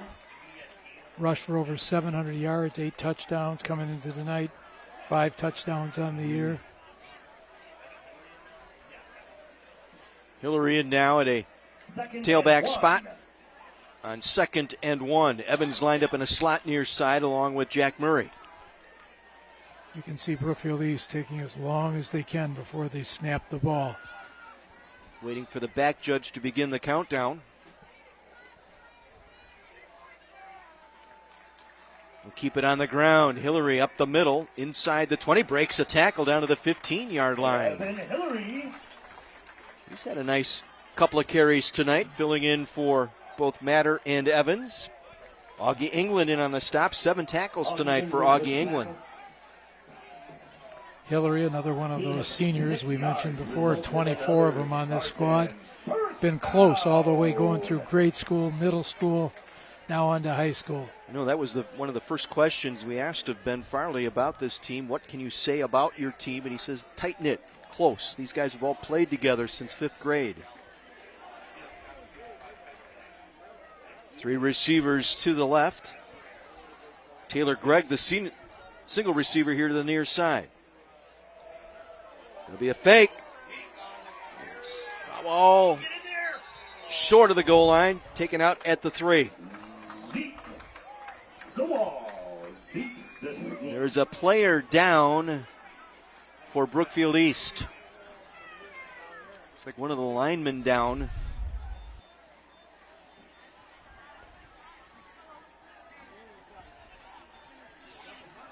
So time called here. Take care of the injured player that's down.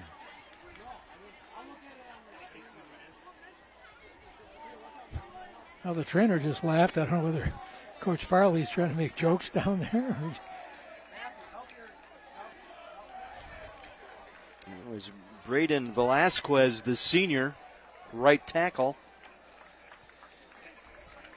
Coming up after the game, we'll have our presentation of the Champions Trophy that's brought to you by Marquette University. Be the difference. It's the counselor side of Coach Farley now as he walks to the side. You know, these coaches really care about these kids as they work with them. You know, they want to see only good things happen to them. Yeah, both coaches taking advantage of the extended period this summer, but not going at it full bore as some programs have, taking it one day a week, just in the evenings, working on a few things. And both coaches wondered if, you know, that would start to have a negative impact as you got into the last couple of weeks of October. At what point do you burn kids out rather than help them prepare? 1st and goal from the 3.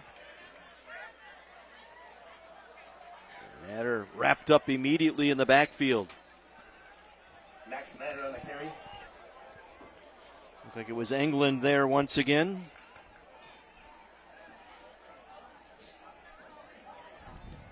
Loss of a yard on the play. Actually will lose a yard.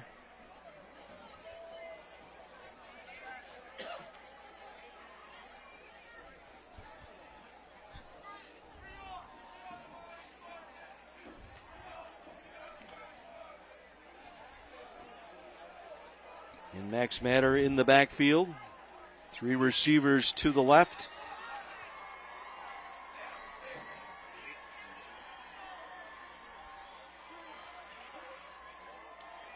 Once again, Met in the backfield. Guess who? Augie England. He's getting to know Max Matter pretty well here in this second half. Oh, you mentioned that. These guys obviously know each other well. A lot of them played on youth baseball teams together. They stop at the local drive-ins. They're going to run at each other. Last year, Central won the game. They got the bragging rights.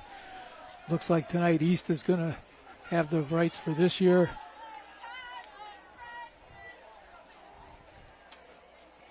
Hatter's going to come out.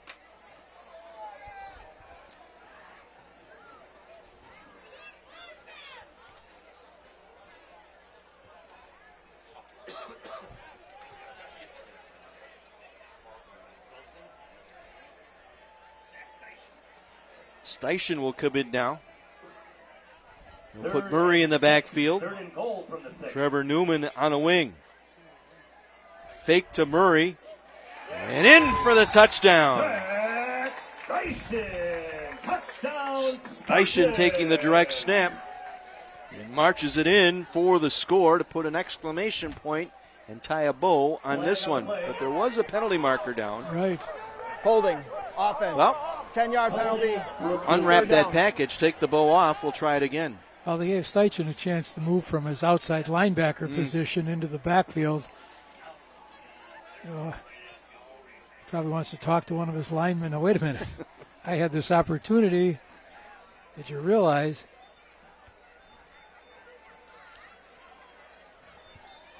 Moves the ball back to the 16-yard line. It'll be 3rd and goal from there. 16-yard line, 3rd and goal, Spartans.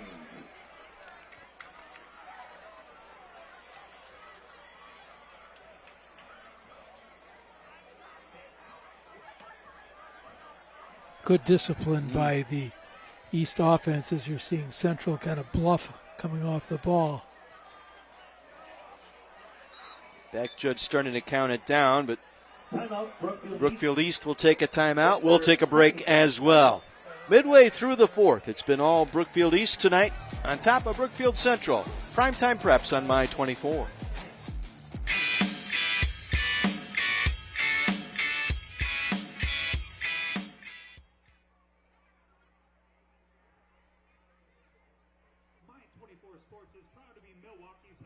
WIAA Championship Series sports. The elite competition and electrifying finishes resume this November with finals coverage of football, volleyball, and men's soccer, part of 8 state tournaments featured locally on My Place for Champions, My 24. Be seated Saturday, October 18th at 10 a.m. as we kick it all off with the WIAA Football Bracket Reveal Special live on My 24. Thank you, fans, for being part of tonight's event and broadcast experience. You can relive tonight's game as it will soon be available in its entirety on demand on my24milwaukee.com. Tonight's game will also be rebroadcast tomorrow at noon. Stick around for HBCU football with Alabama A&M versus Jackson State at 4 on My24. Thank you to all of My24 Sports' fine sponsor partners who make our 15th anniversary high school football broadcast season possible.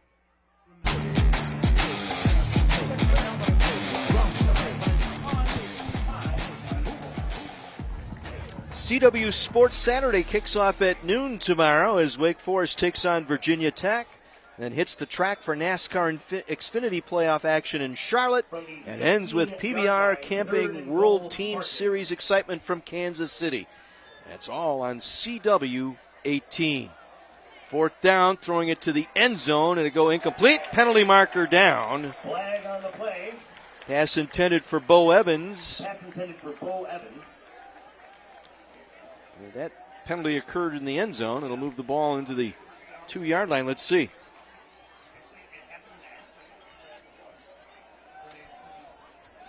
B.J. Lagaki.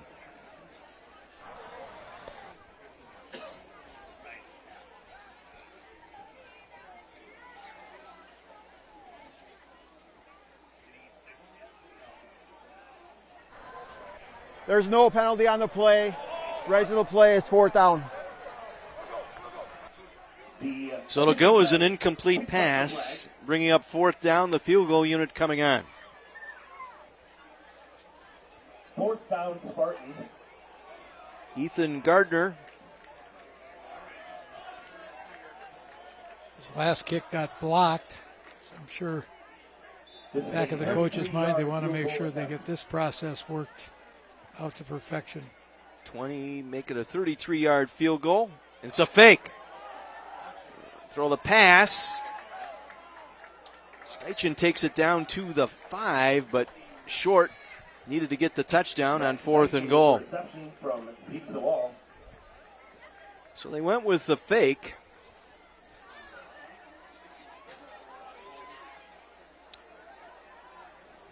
And Central will take over at their own 4-yard line. One more look. Brookfield Central Good coverage there. Take over from their own 4-yard line. Again, there's one thing tonight, take away. Central competed right to the very end. Right. And that's what coaches want to look for here in games like this. Who's giving me the 110?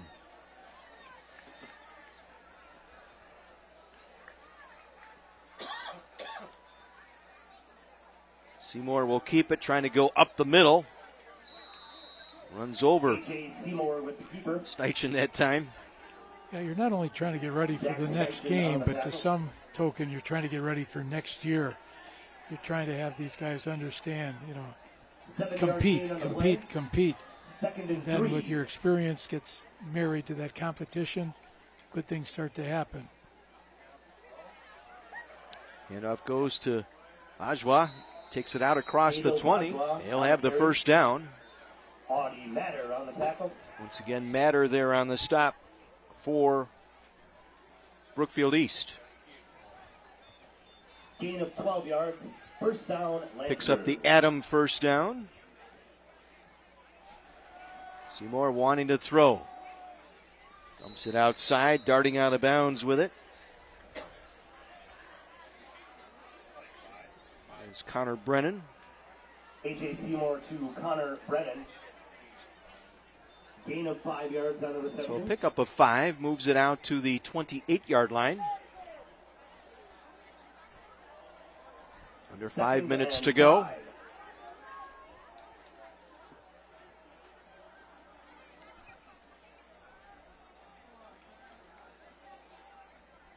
Empty out the backfield. Back over the middle. Kellen Larkin with the reception at the 32-yard line. Drilled there by Dominic Marks, the sophomore corner. As you look at Brook Central, all of their running backs are back next year. Wide receivers, with the exception of their tight end, Reese Hoffensberger. 3 of their offensive linemen. So they've got a real strong nucleus coming back. Again, going to the far sideline. Larkin to the 40. Kellen Larkin on the Trevor reception. Newman out there on the stop. Newman knocked him out of bounds. Gain of 7 yards on the reception. So sets up a 2nd and 3. Right at the 40-yard line. 2nd and 3.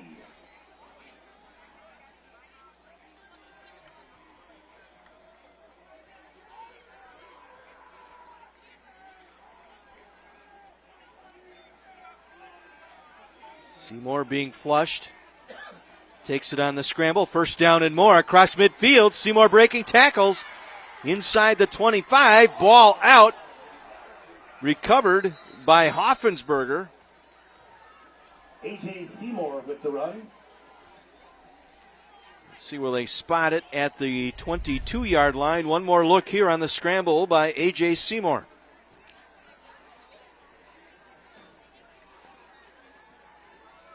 Honorable mention all conference a year ago. Good job by Hoffensberger paying attention. Steichen with the strip that time, but Hoffensberger was right there. They'll mark it at the 20. Let's call it the Bryant and Stratton College red zone here. Spartan 20, 1st and 10 Lancers.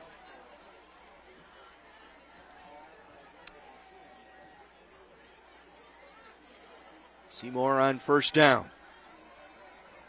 Will be sacked. Back at the 22-yard line.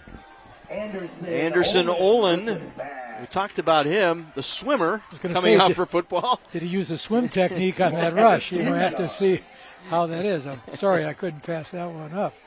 Talked into coming out for football. One of his friends playing the sport.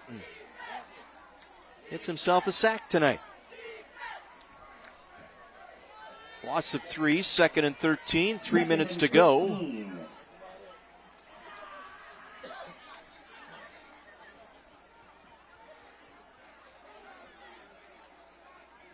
To the air, Seymour. Has a man open, overthrows, incomplete, looking for Corey Iverson, the junior. Corey Iverson, the intended receiver.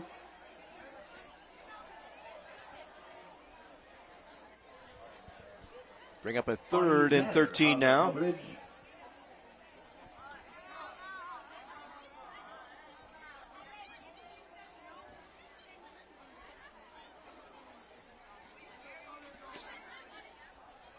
With 13 yards to go, it's 3rd down. Let's see what they dial up here on 3rd and 13.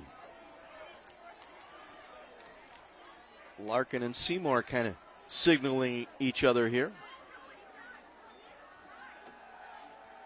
Gets away. Back over the middle. It's intercepted. Picked off by Dominic Marks. And that puts the exclamation point on this one here tonight. Third interception of the year for Dominic. The 14th pick by the defense this season for Brookfield East. Broke on that beautifully.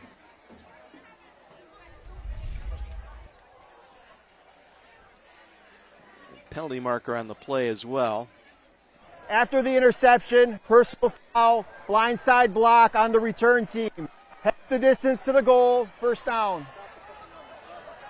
Let's go downstairs to Mike McGivern.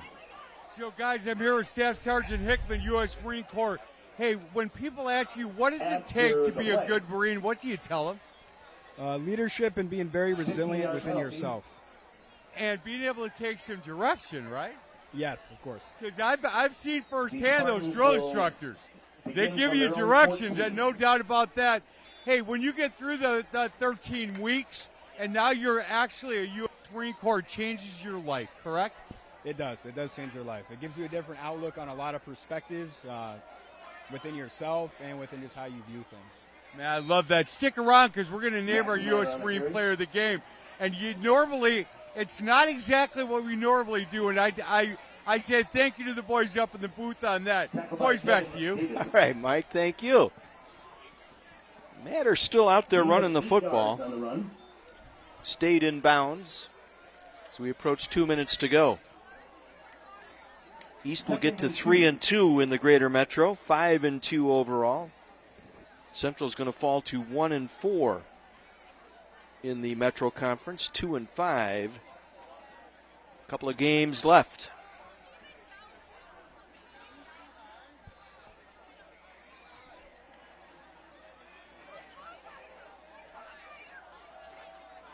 And Matter protecting that football as he takes it across the 25-yard line. Enough for a first down. Let's take a look at our hit of the game, brought to you by the Milwaukee Admirals.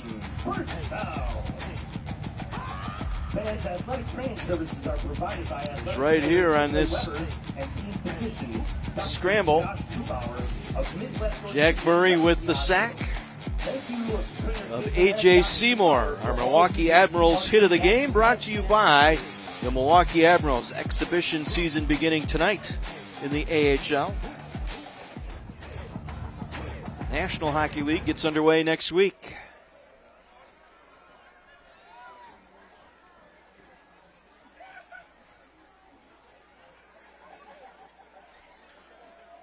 Hillary on the carry, up the middle.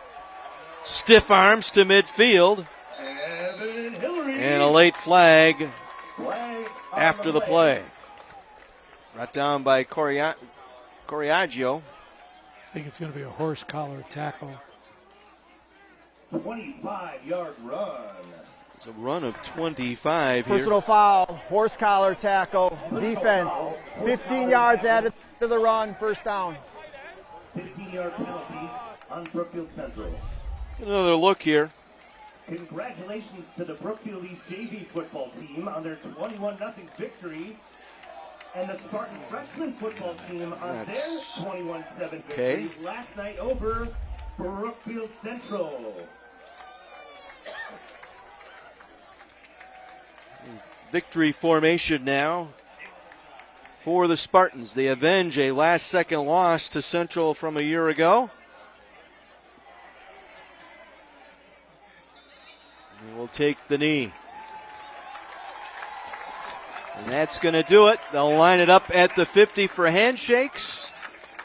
And the gold out game this year goes to Brookfield East, as they turn away Brookfield Central tonight by a final of 27-3.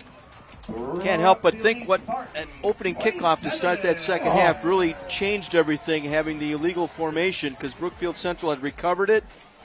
Thanks for coming out. And just went downhill from there here in the second half. 27-3 your final. Stay tuned. We'll have our post game, including our player of the game and our Champions Trophy presentation when we come back here on My 24.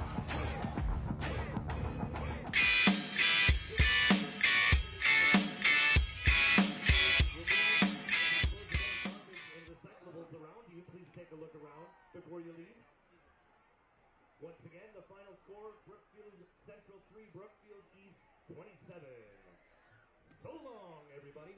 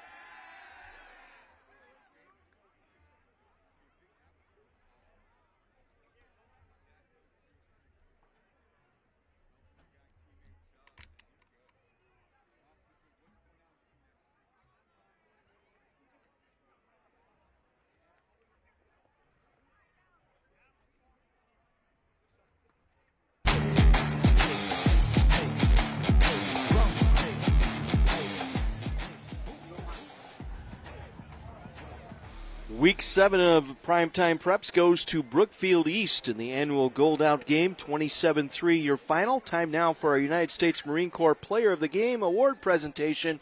Here's Mike. So, hey, guys, I love how we selected tonight, right?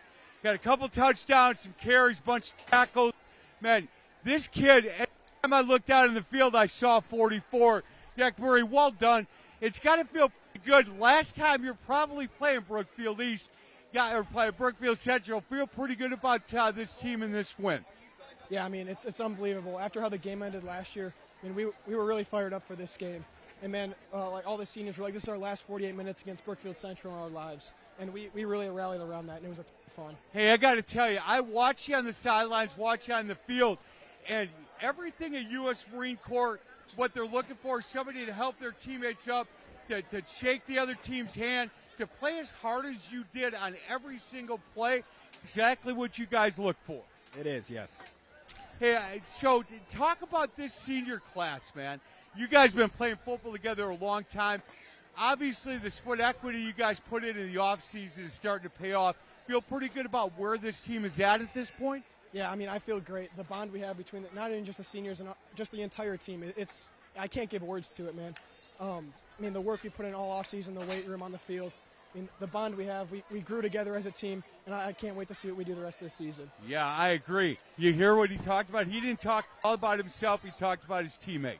Yes, he did. That's kind of the same mindset Marines have, and I'm glad that you have that mindset with yourself. You're going to go really far. Hey, well done. Good luck the rest of the way. I'm going to talk to your head coach here in a minute. And number 11, who's got the crazy hair, I'm going to bring him up too. Boys, back to you. Mike, thank you. Jack Murray, our United States Marine Corps Player of the Game presentation. Here is his package tonight. And what a highlight reel it is. Taking a direct snap, going in for the first score tonight. He wasn't done. Took the handoff.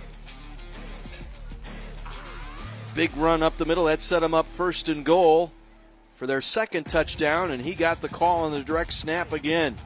Around the right side, 2 touchdowns tonight, 4 rushes, 28 yards. And then not done there, going both ways.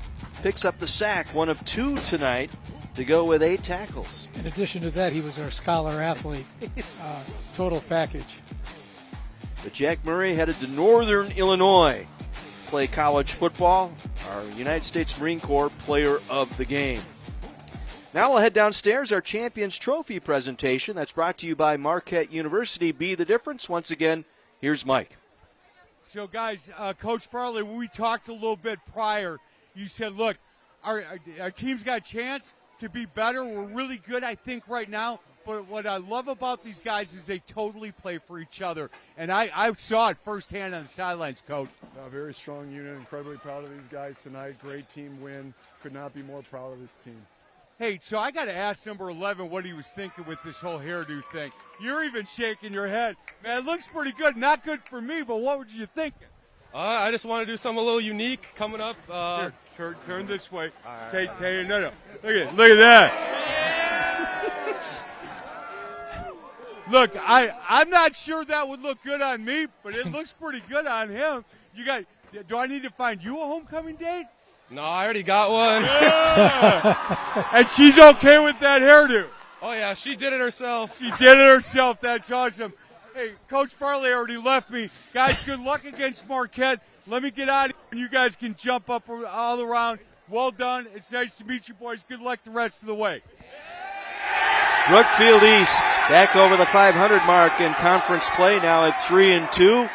5-2 overall. They avenge a last-second loss last season to Brook Central, winning this year's matchup 27-3. Stay tuned. We'll have our AAYFL play of the game and a final word from Brookfield East High School right after this on My 24.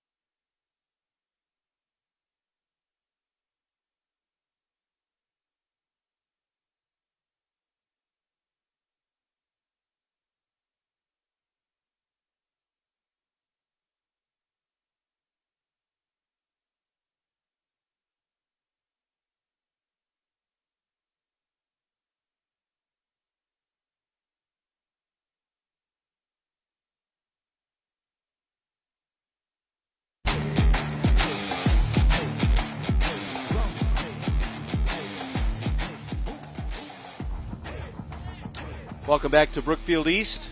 Spartans a 27-3 win over the Brookfield Central Lancers. Time now to look at our play of the game. That's brought to you by the AAYFL. Support the All-American Youth Football League. And it was the big play. Bo Evans with the reception and the touchdown in the first half. Blew this game open for the Spartans. One more look. A little swing out. And then the burst of speed. Lightning in the backfield. Bo Evans to thunder Max Matter. Again, our play of the game brought to you by AAYFL, the future of high school football. Go out to aayfl.org for more information. Understand Arrowhead and McWanago headed to overtime, tied at 20 tonight. Another big matchup around the area. Big thank you again tonight to our sponsors who bring us Primetime Preps each and every week. Our title sponsors, Gruber Law Offices and Marquette University, the All-American Youth Football League, the Auto Dealers Association of Mega Milwaukee, the Milwaukee Admirals, Bryant and Stratton College, Carthage College, Current Electric, our halftime sponsor, Milwaukee Building and Construction Trades Council, Menards, Steamfitters 601, the United States Army, and the United States Marine Corps. And our tonight's game will replay on My 24 tomorrow starting at noon. Next week, our Primetime Preps brings you into the Parkland Conference as Catholic Memorial will take on Tosa East. Tom Swiddle, now the head coach over at Tosa East, against longtime coach Bill Young at CMH. We'll have it for you beginning with the pregame at 6:30, kickoff at 7:05, week 8 of the high school football season. Big thank you to our My 24 sports crew tonight for bringing you the action here on a hot and humid night as we take a look at the harvest moon hanging overhead. Brookfield East with the victory here tonight. Big thank you to Sean Raffaelli, our spotter, Andy Spitzer, our statistician, Mike McGivern, our sideline reporter, Terry Kelly. I'm John Weiser saying good night from Brookfield East. The Spartans a victory over the Lancers, 27-3.